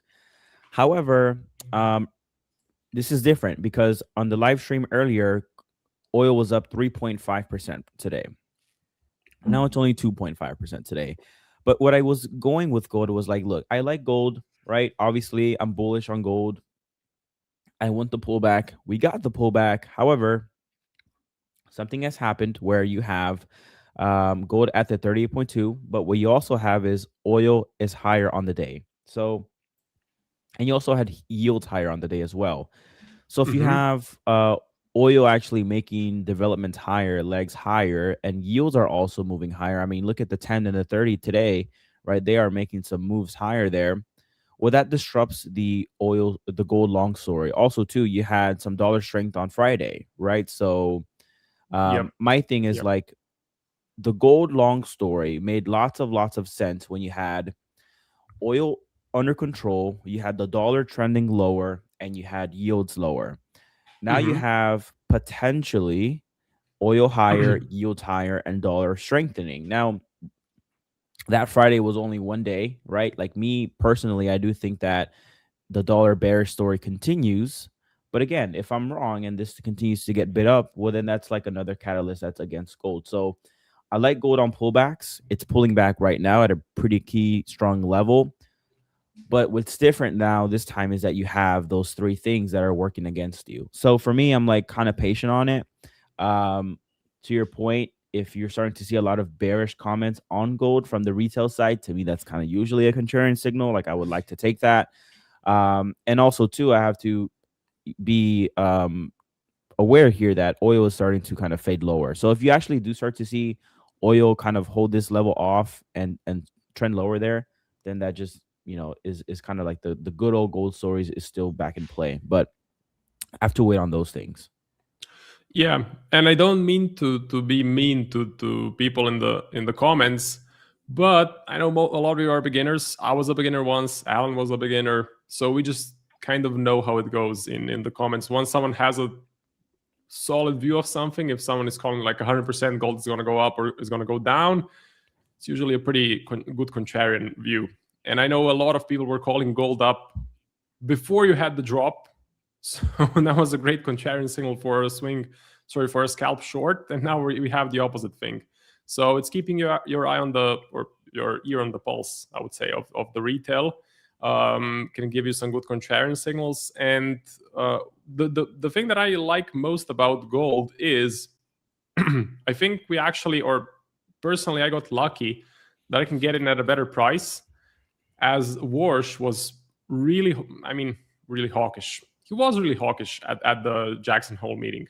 So his hawkishness, I think, gave us a pretty good opportunity to fade it, because I think the Fed is not going to hike this year, and that the next meeting, the actual Fed meeting, first, they don't hike. Second, you get dovish commentary from Warsh, where he doesn't even want to comment about high inflation. And you get the economic projections that will probably be a bit dovish, a bit more dovish than people think. Yeah. And Marco, that's what I really wanted to like talk to you today about. Like, that was like the main topic, the main question I had. It was like, what was your takeaway with Warsh? Like, one, I think we can both agree that he was hawkish. But the big question that I have is like, do you think the market is going to fade what he says? And recently the market has been fading everything he says. Like, everything he says, the market does the complete opposite of that. So I'm curious to know your thoughts on this. Like, do you think the market is going to fade his hawkishness, or are they going to take it run with it? I think that the market's going to fade what he says. I'm looking at CME Fed Watch, so let me just refresh it to make sure I have the most up-to-date thing.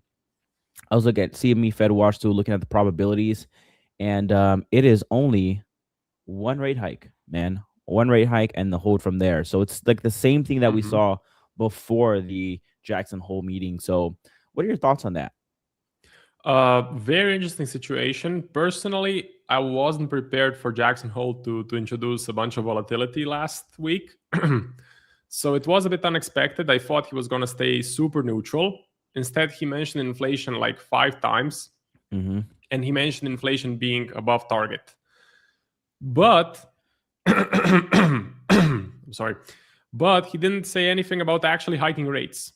So I think he's just trying to be hawkish without actually raising rates.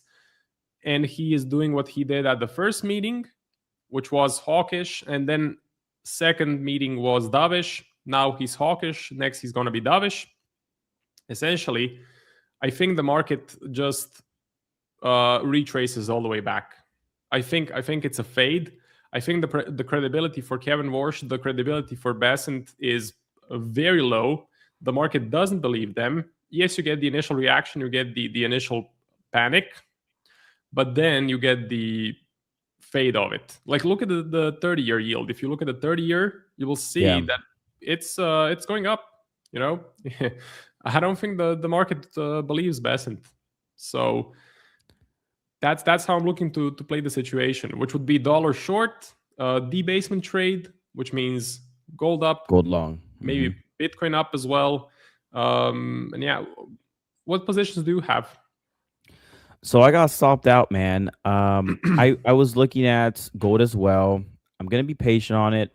I really, on my live account, I'm still in, so I can be a lot more flexible on my live account.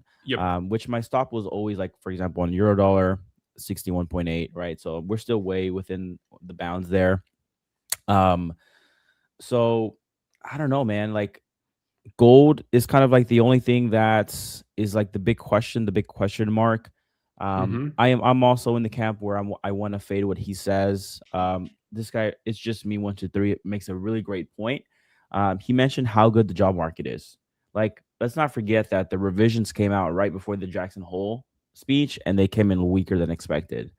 So the job market's really not doing too well. So if you do have kind of that story continuing, that would have to promote the Fed to go ahead and cut rates, right? So that's kind of what I'm looking for as well. We do have NFP this week as well, as the first Friday of the month. So I think all eyes are on that to see what they are. Have the analyst expectations came out yet already, Marco, for NFP? They did. I think they're around 55K, which is much, much better than the previous number, which was minus 23, 58K. Okay. Okay. And it goes in line with what I have on Polymarket, where Polymarket is saying there's a high chance between 50K and 100K, which is fine. But then inflation, Polymarket is saying inflation prints at 3.4%, which is the same as the previous number, which means it's probably not going to be a big concern for the Fed. And Warsh could very likely say something like he did the last time, where he said inflation is steadily falling and we're in wait and see mode, essentially. Mm-hmm. Brawlout says, who is telling the real story, bonds or the indices? And he sees the bonds are. And I agree with that. Like, if you look at the market fading what Warsh says, well, this looks like a tricky chart here, but the 2-year yield is down 0.48%, right? That's opposite of what Warsh said was going to happen, which was hiking rates or assuming hawkishness. So the bond market is definitely doing the opposite of what he's saying. So we'll see. I'm looking at DXY here, Marco, right here. So rejecting this level. If it does reject and continues lower, then I'm still in the trade. But if we do start to make legs higher, then likely I have to kind of rethink my positioning. And oil is the chart that I'm watching closely today, and yields as well, to see if it makes sense for me to jump in gold longs. If you see this oil chart continue to make new legs higher there, then likely than not, I just wait for a bigger pullback in gold. And you know what? Gold is very sensitive today. It was down like 1% today, early morning. I woke up and I saw that. So it's definitely very volatile today. So if you do have legs higher in oil or in yields as well, then you probably have another like down 2-3% day on gold, and that just gives you better pullback opportunities. So I'm very well open to that, you know. Absolutely. I think the 618 level is always good with gold. So if I do get stopped out, I probably won't get back in because my stop loss is kind of big. So if that idea is not good, it's probably not good at all. But yeah, I think a stab long here makes a lot of sense. Unfortunately, I need to go. So thank you, Alan, very much. I'll see you tomorrow, and good luck with the rest of the stream. No worries, man. Take it easy. Have a good day. Thank you. See you.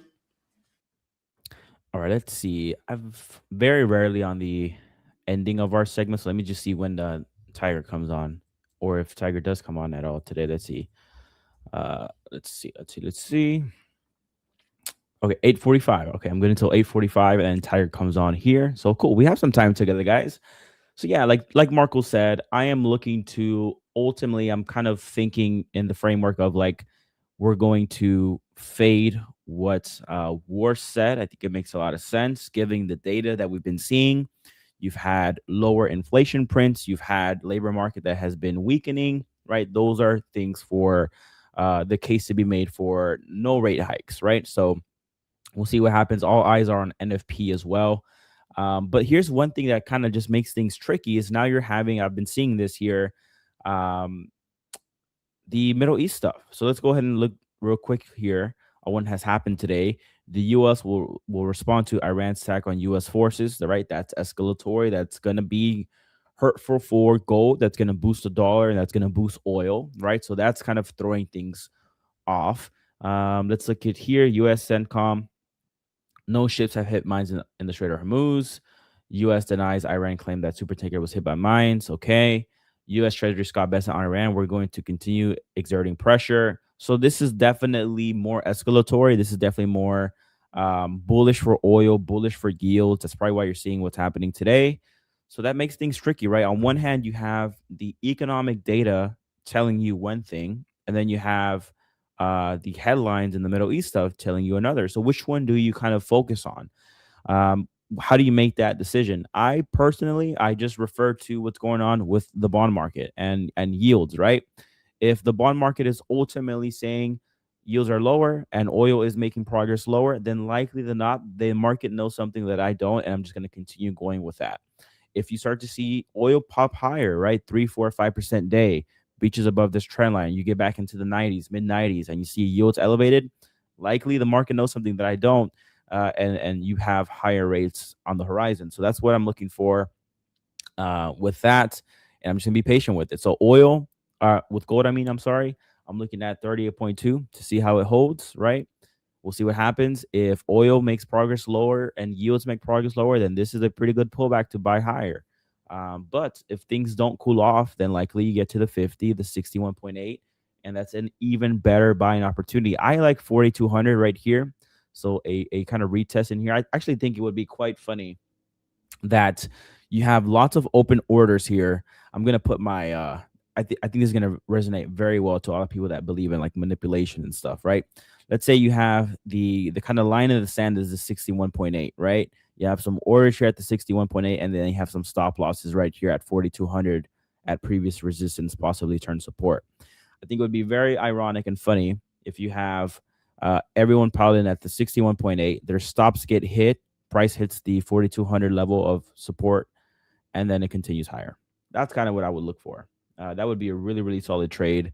I'll be looking at sentiment as well alongside that to see like how fearful we are. But yeah, let's see. Let's see what you guys are saying here in the chat. Yields are going to collapse eventually. Besson is going to rig the market, he said, no uncertain times. Bro, getting the slicks on. Don't know what that means, Sluggy. If you can enlighten me, feel free. Alan, you like the on shoes? I do like the on shoes. I love On Cloud, man. The best shoes ever. Especially the ones I don't know what they're called. They're basically like the OG ones, you know what I mean? They're like white, they're like slippers almost. I'm not even gonna go into it, but yeah, those are my favorite. Those are like my daily ones, and then I have some running ones. On clouds are for Federo, no? I never knew that calling on clouds they were Bala, I don't even know where you're going with this. I will say this coffee is banging, man. It's doing its job. A6 all the way for running. Sluggy, I disagree, man. I'm gonna have to go with Swiss engineering on that one and stick with OnCloud. I'm gonna have to disagree with that A6. All right, guys, we have 15 minutes together. Any chart markups, anything that you guys want me to go over, feel free to drop that into the chat. Dollar yen, I'm watching closely here. We are, as of now, rejecting 160, but we'll see how long that lasts. You guys know where I stand on this.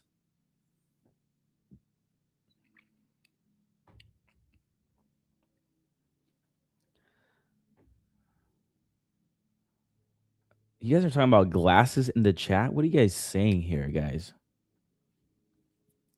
I don't even know where you guys are going with this. This is going to be a fashion live stream. Euro USD. All right, let me give you my thoughts on Euro USD. I really like Euro USD from a technical level. So this is what happened. You had a kind of a fake out here situation happen. You had a pullback into the 38.2 on Friday. You have some support here. So as of today, it's still very early on in the US session here this morning, but you are having a recovery at the 38.2. I would like to see price reject this level and trade higher to continue the upward trend. I still think that if you were to even get a pullback to the 50 or the 61.8, you still have a very bullish case for euro dollar. So I think that right now you're still bullish. I am personally in this position on a live account. My stop loss is below the 61.8. So I'm pretty happy with it. We'll see what happens. If you do start to see kind of some bullishness in euro dollar, I would really like to see us overcome the 200-day moving average right there. That would be like one of the obstacles that we have. If I start to see price kind of reject this 200-day moving average, kind of stall out like this and lose some steam, then maybe I question the integrity of this upward trend. But I like euro dollar to the long side. Again, I am pretty much trying to fade the Fed, right? I'm trying to bet on dollar weakness, right? That's what the macro is telling me right now. And so if you see DXY lower, the best way to trade that, in my opinion, is through euro dollar, right? You have the DXY basket. And let me just show you this. DXY basket, because I always say this, but I never visualize it, right? If you look at the DXY basket, you can see that the majority of it is made up by the euro. So when I want to trade DXY, the best way to go about it is by trading the euro because it makes up the majority of that DXY basket. So if you look at euro dollar and you look at the DXY chart, it's pretty much the exact same chart, just inverse from each other. So I like this one to the upside because I'm trying to short the dollar, of course. And so I'm going to keep holding on to this trade. And you're also getting a very bullish reading on the Edge Finder as well of +8. So that gives me some added confidence and confluence. And then I also like to see from a retail sentiment side of things that you do have a lot of sentiment, a lot of retail sentiment here shorting or going long the dollar. For example, you have dollar Swiss here, 61% long. Aussie dollar here, 33% are short on this pair. So that makes me very, very happy. So with Aussie dollar, I actually like this trade a lot too. I want to be a buyer of Aussie. The only thing is I haven't had any pullbacks that allows me to get into the trade. So with me, measuring the fib from the low to the high right here, I would need to see either a break and retest and continuation higher or a pullback of some sort to the 38.2, the 50, or the 61.8. So until then, I can't really do much. I don't want to just buy blindly right here where price is at right now. But because I'm in euro dollar, I'm perfectly fine just kind of being patient there. Pound Swiss short. Yeah, let's look at pound Swiss real quick. Let's go to the Edge Finder and see what the top setups page looks at us real quick. Pound Swiss.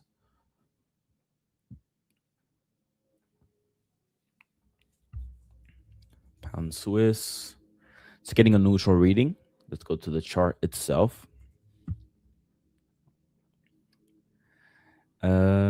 Very, very tough. Very, very tough. I would think this is bullish, but you are kind of extended there in price. So I would need a pullback of somewhere like here to continue it higher.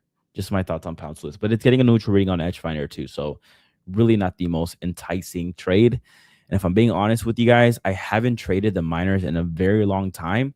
The last time I traded the miners were in the beginning of this year when I was long the Aussie basket, but I really don't trade them much, to be honest with you guys. All right, let's see. Bala and Simo are talking nonsense, so I'm going to ignore that. Let's see. I think 100 is a firm target on DXY now after Friday. If you see it soften this morning, I think this is temporary. Let's look at DXY here. 100, you say? 100 could also be a very strong level here. You could see that DXY was trading within this very tight range for a while. Let me just go back to this real quick.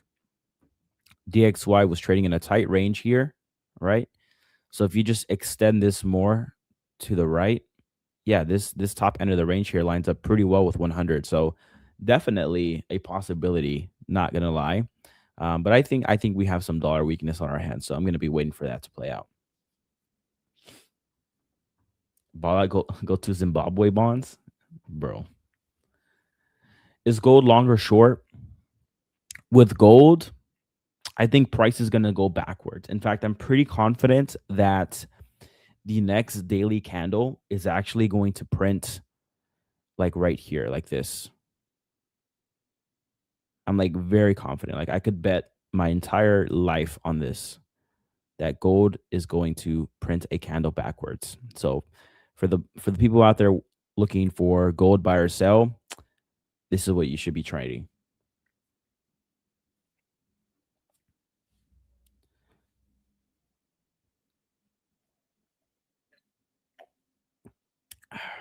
Short it then? Should I short gold full port? Guys, should I do it? Never that, guys. Never that.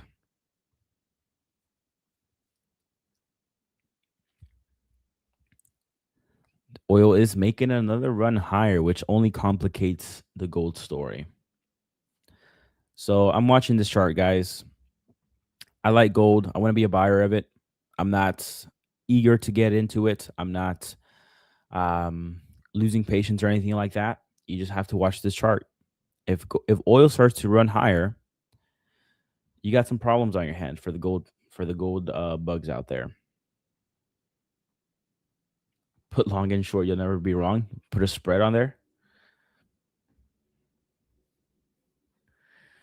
ZB gonna cause a correlation 1 at this break. What is Zimbabwe doing? ZB.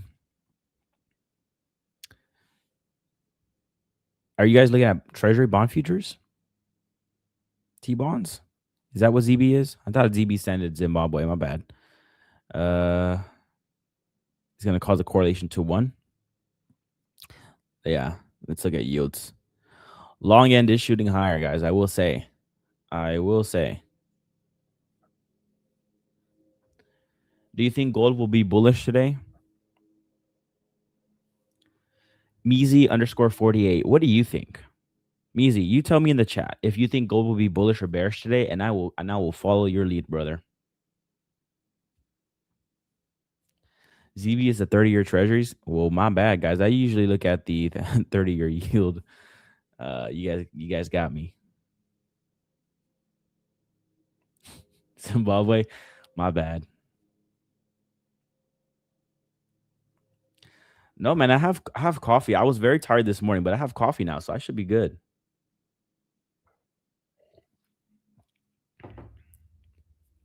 ZB 30 years, yen is 10-year. The real asset, not TOT or US30. So that's the future then. The futures of it. Gold will go sideways today for sure. Man, I thought you guys were talking about Zimbabwe. Yeah, gold is definitely under pressure today. I think that the case for a deeper pullback, definitely not off the table. I think the 50% is definitely possible. 61.8, definitely possible as well. You are having a escalatory day today when it comes to the US-Iran.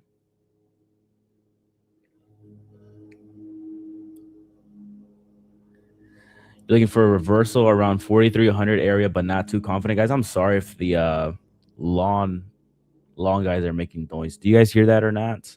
I know last time it was pretty loud. Island baked, but not cookies. No, I don't do any of that stuff. A glass of wine here or there.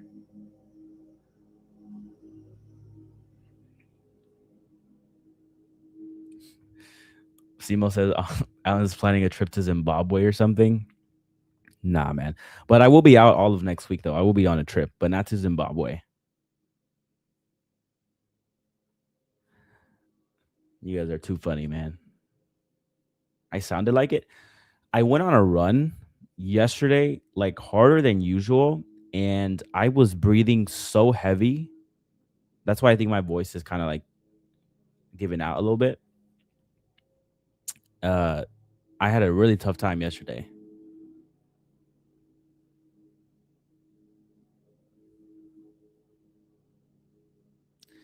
KDX, I disagree with you, KDX. Let's go to Africa to hunt. I would love to go to Africa. I would love to go like on a safari trip. I think that's like so cool. Let's look at Bitcoin here real quick.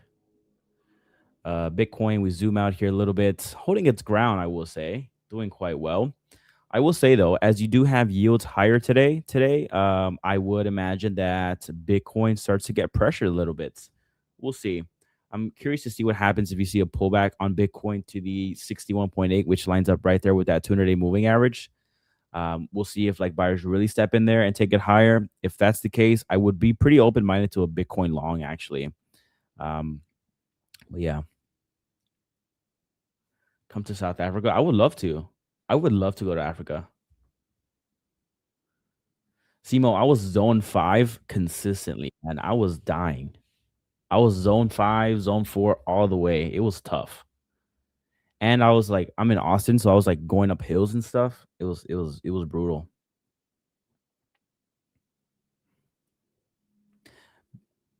Do you know, I love that. The best move on gold today is no touch, for sure. It's too early. It's too early. You barely got the pullback.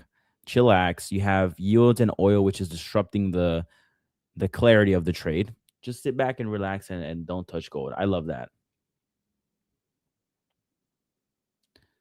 You're from Africa. Come and I'll take. Dude, I would love to go to Africa. Trust me, I want to go. I want to explore all of it. It's so huge too, man. Yeah, it seems like a beautiful country. Safari, going to the coast.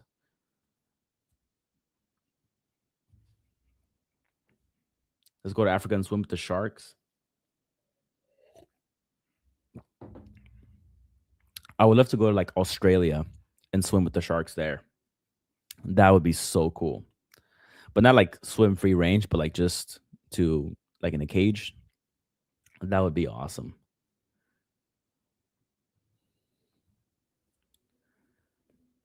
I'll definitely make the trip out there.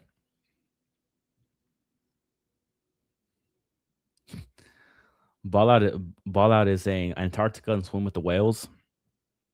I don't know about Antarctica, man. I might go to Alaska for that, but not Antarctica. It's a stretch. When is visit the Amazon?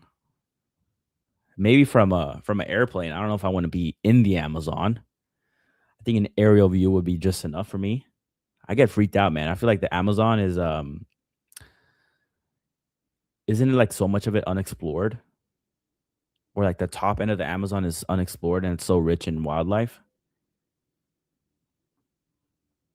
I have family that live in Alaska. I want to go.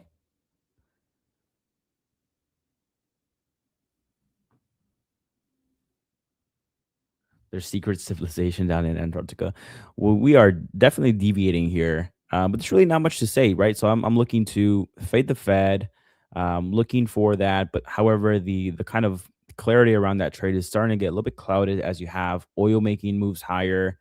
You have yields making good progress higher too. You have the 10-year up, what, 0.5%, and the 30-year up 0.8. The long end is down, but again, it's still elevated. It still hasn't gone down a lot relative to Friday's candle. So yields are definitely elevated. But this is the tricky part here. On CME Fed Watch tool, the probabilities for a rate hike are still not really moving much. You still have a one and done rate hike type of situation where you have one in December and you hold from there. So I'm kind of conflicted. Again, this is only a couple hours of a Monday trading, so I'm sure the price action developing further would help me kind of get better clarity. But as of now, I'm kind of just sitting on my hands.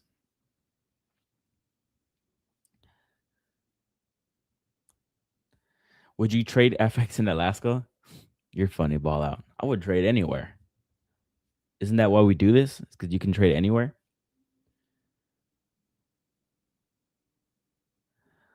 Oh, Miss La, that is sick. I live in Washington State, and whales are crazy around here this time of year. They're close to the shore and they're migrating.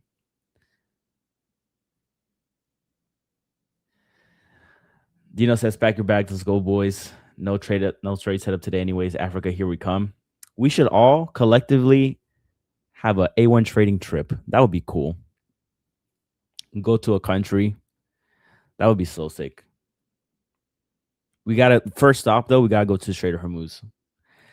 We have to go to Trader Hormuz, set up shop for like 3 days, see what's really going down, and then we go to the actual destination.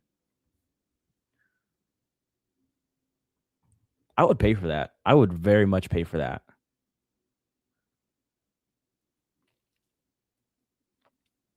You can go to like a cheaper country, you know?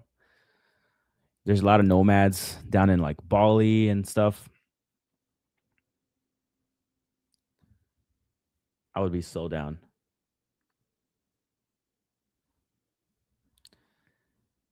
A1 trading trip would be actually crazy. Miss La says, "You mean the Strait of America? We can go set up shop at the Strait of America, guys." Yep. All right, guys. Well, the question is, does wifey agree to that trip? Oh, she would definitely be for it. She would definitely be for it. She would want to come. Morocco trip sounds nice. Yeah. I've been getting into Moroccan food too. It's really, really good.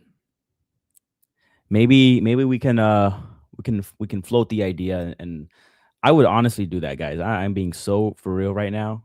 I would do that. Even if it's for like a week or two.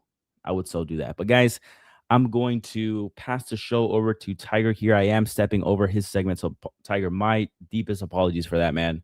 I didn't know I was going over so much. So I'm going to pass the show over to him. You guys have a blessed rest of your Monday. We will see you tomorrow. Trade safely. Pretty quiet market. Really no trade right now. I'm pretty much looking for gold pullbacks, but that's about it. Thank you guys. Have a blessed rest of your day. Bye-bye.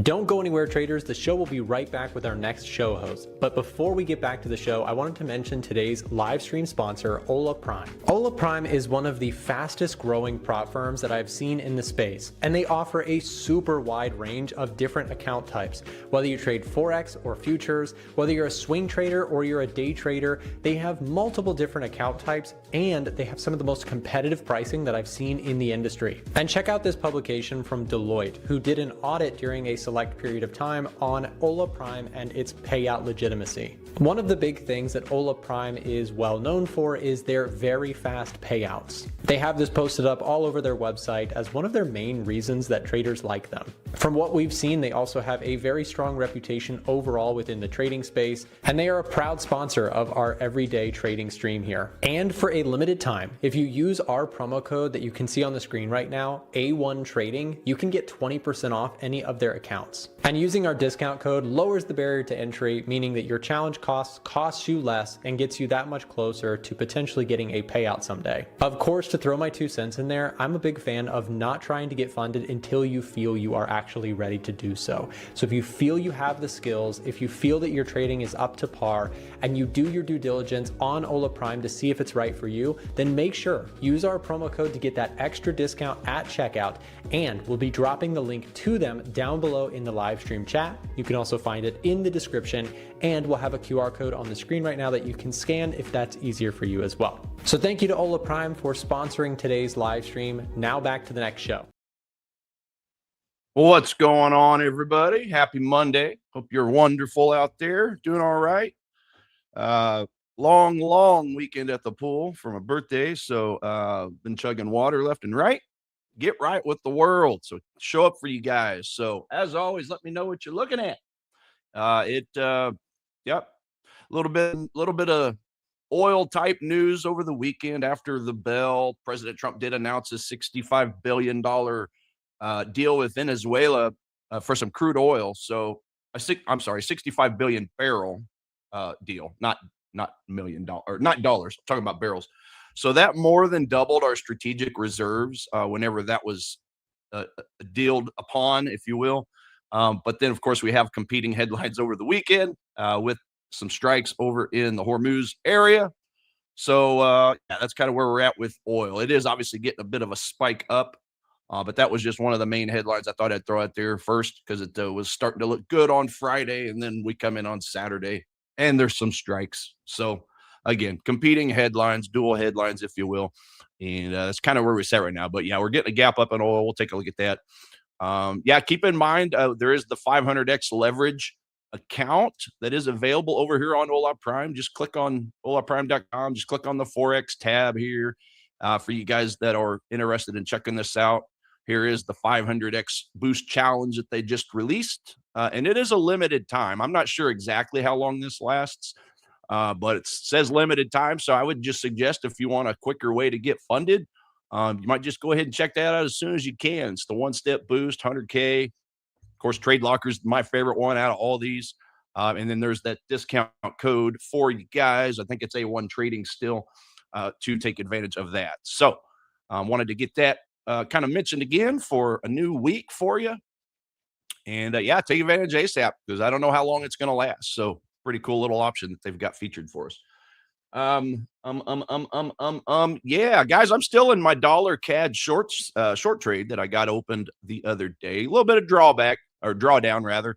Still trying to see if we could stick within this daily range over here. It's gotten pretty close to my stop loss, but it's giving me a little bit of a breather for the moment. So, you know, kind of like what I mentioned last week, not truly comfortable with this unless we can kind of break this structure right in here. At least do that. But as you can see, it's not really going the right way. We did have some Friday news that kind of boosted the dollar, and now it's trying to decide if it wants to retrace or tag me out and then drop. But at the end of the day, Canada dollar still quite strong, so I'm going to stick with this sucker. And not only that, but on the COT report update we got on Friday, they had a 7.5% increase on the Canadian dollar buys as far as the smart money goes. So that's another really good sign I like. The dollar had just a very, very minuscule sell-off, not much at all from the smart money, but minus 0.09%. So very, very negligible. That's going to be my silver lining, at least for this trade I'm in, is the fact that they did increase their longs on Canada, on the Canadian dollar. So Kiwi dollar, of course, was the biggest winner, though. Over 14.5% net change, guys. 3,200 longs added, 15,000 shorts closed or bought to cover, if you will. So pretty good bullish numbers on both of those numbers for the Kiwi. And then the same thing with CAD, the one I'm in. 13,000 longs, 23,000 shorts covered. So it's kind of where we stand on the COT.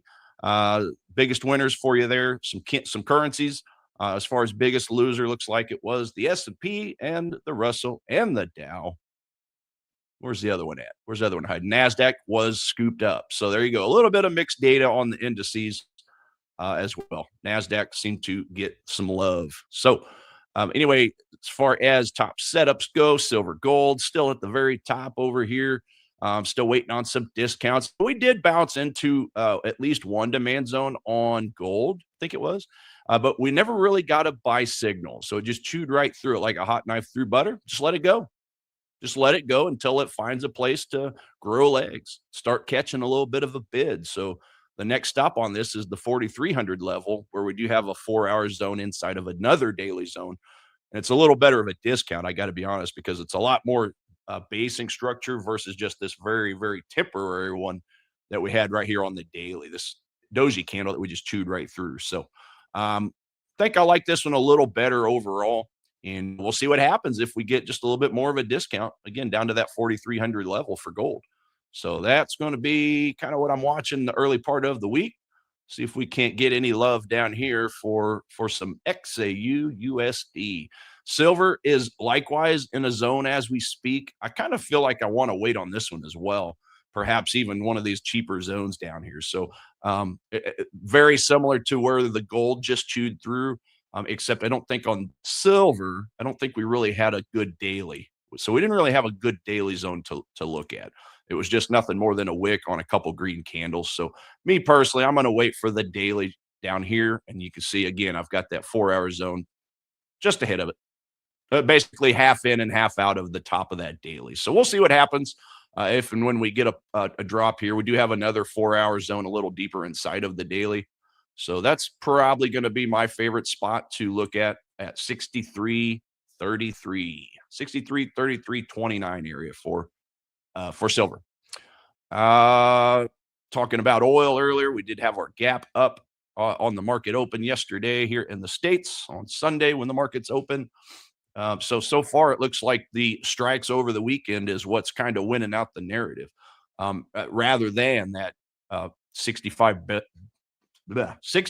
billion barrel of oil that we did get from Venezuela. Of course, it is that thick, tarry, sludgy stuff. If you guys have probably heard, it takes a special refinery for it. And that's what we do have in Houston. And I think Houston and maybe one of the California ports. I can't remember, but I know Houston for sure, or the Texas ports where they can refine it with whatever technology. So yeah, 500x crap. If you're lucky, your account will last as long as the special. There you go. Yeah, guys. Yeah, they're hey, that's prop firms for you. They're trying to get more and more opportunities out there for people. Some people just do not like the challenge accounts, so it's just their way of trying to find something a little quicker for some of you. So it's a little pricier, but again, it's a little bit stricter of the rules. And if you pass it, you pass it a heck of a lot quicker. So anyway, back to oil over here. I think we're still pretty well neutral over here on the edge finder. So not really a trade over here, but we are getting that lift to the top. And if we just go all the way back out to a daily, yeah, I mean, it's for me, it's still all about this daily demand all the way down here at the bottom. So far with this price action in here, we haven't really broken at least this minor structure and closed yet. So I don't know how much importance. I don't know how much importance personally that this zone right here would give this one here. This one's been touched by this candle, so that negates this candle here as far as the daily. I'm looking at this as more of a liquidity spot for these buyers that tried to push price up, left their stop losses. So I think this, to me, probably a little more of a liquidity sweep and then drop into the daily.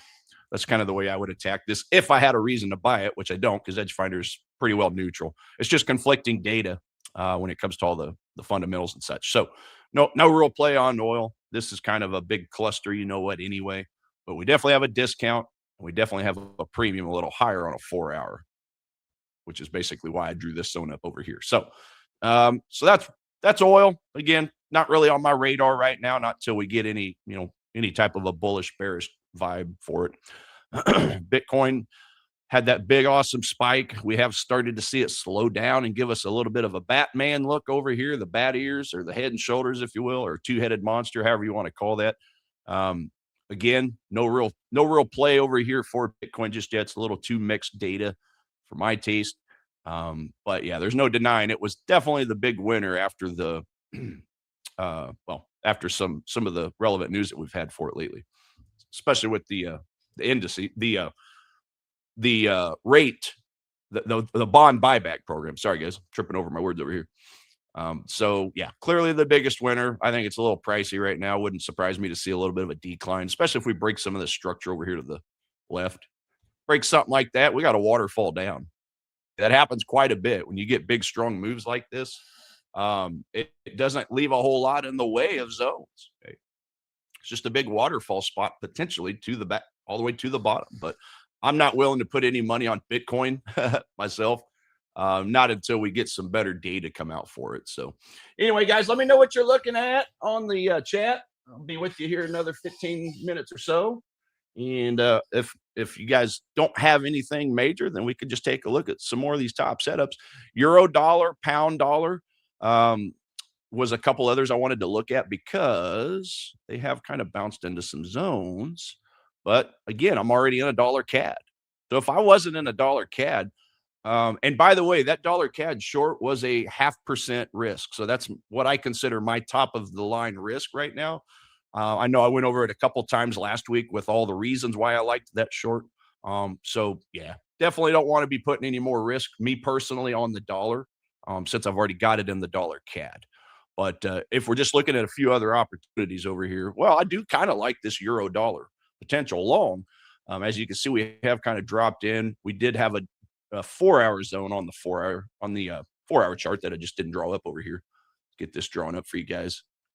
Okay, that would be our 4-hour zone, our 4-hour confluence. And it looks like we touched it and we're already starting to get a little bit of reaction. Okay. I had for about 5 seconds started watching a smaller time frame zone over here to the left. Same thing, just chewed right through it. Just never gave me my lift, right? This was the bond announcement 2 Wednesdays ago, right here. Okay, that was that 1-hour candle preceding it. But what happened when price came down? It just never gave us a clear buying signal, right? So just skip it. So that's an old alert as far as I'm concerned. I need to delete. In fact, I don't know how it's up there. I thought I deleted it already. All right, there we go. Get rid of that. And yeah, currently it could be making its move already. I mean, look, at the end of the day, 1-hour chart, we're starting to get a new series of higher highs and higher lows. But yeah, it's just one I'm personally going to be skipping since I'm already in dollar CAD. Pound dollar, kind of similar situation to euro dollar. Dropped into daily demand. We've got we broke through the Wednesday bond buyback announcement just like we did on euro dollar. So at this point, that's an old set of news. So I'm going to delete that. But this is why I draw up a couple zones when they're present, because I never know which zone it's going to catch a bid. Just like euro dollar, it just chewed completely through this without really giving much of a signal. And just like euro dollar, it's currently getting a little bit of reaction off of the zone that's deepest down. Remember, if I have my choice every time, I'm going to try my best to go for the zone that's the closest to the origin of the strong move as possible. So while I loved that level up there from the bond buyback announcement, it wasn't the lowest zone. It wasn't the cheapest zone. Well, that's the one that we're in as we speak. So we'll see. Well, I'm going to continue to watch this as well, see what happens. But at this point, I'm just going to probably sit back and watch. Hey, we got all our liquidity sweeps over here that I was looking for. It very well could work out. If I get into a loss on that dollar CAD at some point today, As long as we're still relatively in this same area, I may look for some type of breakout of this swing high, because it's basically going to be at the proximal line of the daily demand, right? When I do my risk and my stop loss and my take profits, I'll take the trade from the 4-hour, but I'll incorporate the daily for my risk. Does that make sense? Because otherwise I'd be putting my stop loss just a little, basically right on the distal line of the daily, just putting it a little lower than the 4-hour zone. But I want to take the whole daily zone into consideration for my stop loss. So again, rather than putting it right in this area, right, rather than putting it just a few pips below the 4-hour, I'll just go a little deeper so I can incorporate the daily. Okay. So that's kind of the way I would attack that. So yeah, I'm going to be watching my dollar CAD position close, because I really like euro dollar. I like pound dollar too. But I like euro dollar just a little better. Scoring's just a little stronger. Very bullish score. +8 versus pound dollars +6. All right. All right. All right. All right. Better luck playing Russian roulette. Yeah. Possibly. Not a game I want to play. How do you scalp gold properly? Clip, I'm probably the worst person to ask about scalping. The only scalping I personally have ever done was when I traded penny stocks. I did that for about a year and a half. You might as well call it scalping, because I was in and out of the market within a couple minutes typically. But we're talking very, very fine prices, very small prices. It's tough to do because it's really all you're playing with is retail volume out there. You're not playing with any smart money. So that's why I personally like to stay with the daily and the 4-hour time frames now. It's just a little, I find it simpler, not easy, but simpler. Okay. Nothing's easy about trading. It's very hard. It's very difficult, but I think it's a little more predictive with the higher time frames, because again, that's where the smart money's playing, especially when we're comparing it to penny stocks, because those things are so thinly traded that the smart money can't even get in there with their sizes, their position sizes. They'll just get disgusting fills because of the fact that price will move way, way, way too fast. But yeah, it's a different story with gold, obviously, because you've got all the liquidity that you need. But yeah, it's just scalping's not really my game. I've played around with a few strategies, had some success with them, but not enough to feel comfortable with it or confident, right? I feel comfortable and confident in my daily 4-hour. But when it comes to scalping, that just doesn't jive with me. It's just not my flavor. So good luck to you on that. I'm sure there's some other good people out there that could probably give you a way better answer than I can. Dixie pullback, says Andrea. There's Andrea checking in from Brazil over there. Let's go look at the Dixie. Let's go look at the dollar index. I know that we are bouncing into a little bit of overhead resistance. Let's see, dollar. Let's just go over here. Go over to my new watch list I created for you guys so I can see all my indices and yields at the same time. Yeah, and see, this is another reason why I like that dollar CAD short, because remember, we're bouncing into a daily resistance, a daily supply on the Dixie. I mean, that was a very nice move that we had down from that again, that Wednesday bond buyback. We have pierced through the top of it, and we actually technically have kind of closed above it. So it's this is where the hopium starts, right? At the end of the day, if I take this loss, I would do it all over again, right? I went through it. Every one of my rules passed. I had quite a bit of support and resistance lines between the dollar index, the KEXI, which is Canada's index. We just saw what the smart money did over the weekend. And that was also 2 weeks in a row, because it was kind of a similar picture to last week. Canada was bought up. The dollar was just a little slightly sold off. But this time Canada was really lit up, really bought. Okay. Again, what did I say? 7.5%, much higher percent than the previous week. So I like it. Let's stick with it. Talking about the KEXI. Here we go. Okay. Remember Canada index, the currency index. We're in a daily 4-hour demand as we speak. We had bounced off of a demand on the CA10Y, that's Canada's 10-year yield, bounced through overhead supply and closed. So that was a really good picture. And then as far as the US 10Y, we're bouncing into overhead supply, okay, on the daily over here. So there's a lot of really cool reasons why I still like this trade. but this is what you get, right? This is what you get with trading. There's a lot of trades where we'll be in drawdown for sometimes a while, and it's not a very comfortable feeling, but hey, it's relevant. C'est la vie, guys. We got to get to that point, right? Because every trader loses, and you just got to get used to it, right?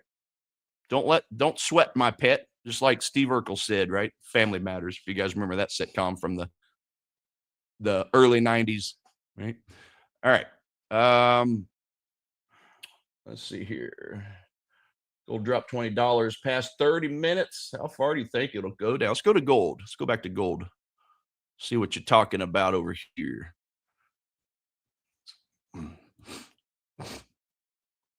I mean, look, just like I said at the outset of the show, if it drops a little further, if we go down to 43.63, I think we'll see some type of resistance or some type of support. Now we're already getting a little bit just because it's bounced into the daily over here. This is our 4-hour chart to the left. 1 hour. You said 30-minute chart. Yeah. I mean, see, to me, that's really not that big a move. Just in that little bit of time, we've bounced into some demand. So we are getting a little bit of bounce just from that, just from the unfilled orders, guys. Unfilled orders like this, they'll usually cause some type of a bounce. Now, not necessarily, committed to the fact it's going to bounce and go all the way up to the swing high up here. But I would still expect some type of bounce, and that's kind of currently what we're getting. But again, I'm personally more interested if we drop down here. So 43.63 what I'm looking at. I would definitely expect some type of bounce from here. Now, whether it's a bounce that takes us to a profit, or if it's a bounce that just gives us a little bit and then drops, right? Nobody knows. But I would at least expect something like this, right? At least some type of bounce from it.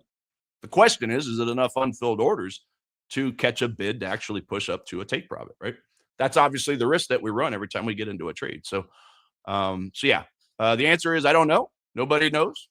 But if it comes down a little cheaper, hey, might start looking at that buy, because again, we're getting a pretty good score over here on EdgeFinder, +8. Now these have dropped. Remember, silver and gold, these were into the double-digit scoring last week at some point. So we have declined just a little bit. Just a little bit. Right? Dollar got its spike up last week. Yields got a little bit of a spike as well. But I'm still betting on the weak dollar data and the strong Canada data. Because remember, Canada has exceeded expectations 85% of its high impact data. Dollar only 30%. So dollar's under my 40% threshold. I tell you guys, I actively like to look for possible ways to short these currencies or these currencies. And then we're over the 60% threshold for Canada. In fact, that's the only bullish one that we've got that is in the scoring range I like to see it in. Right.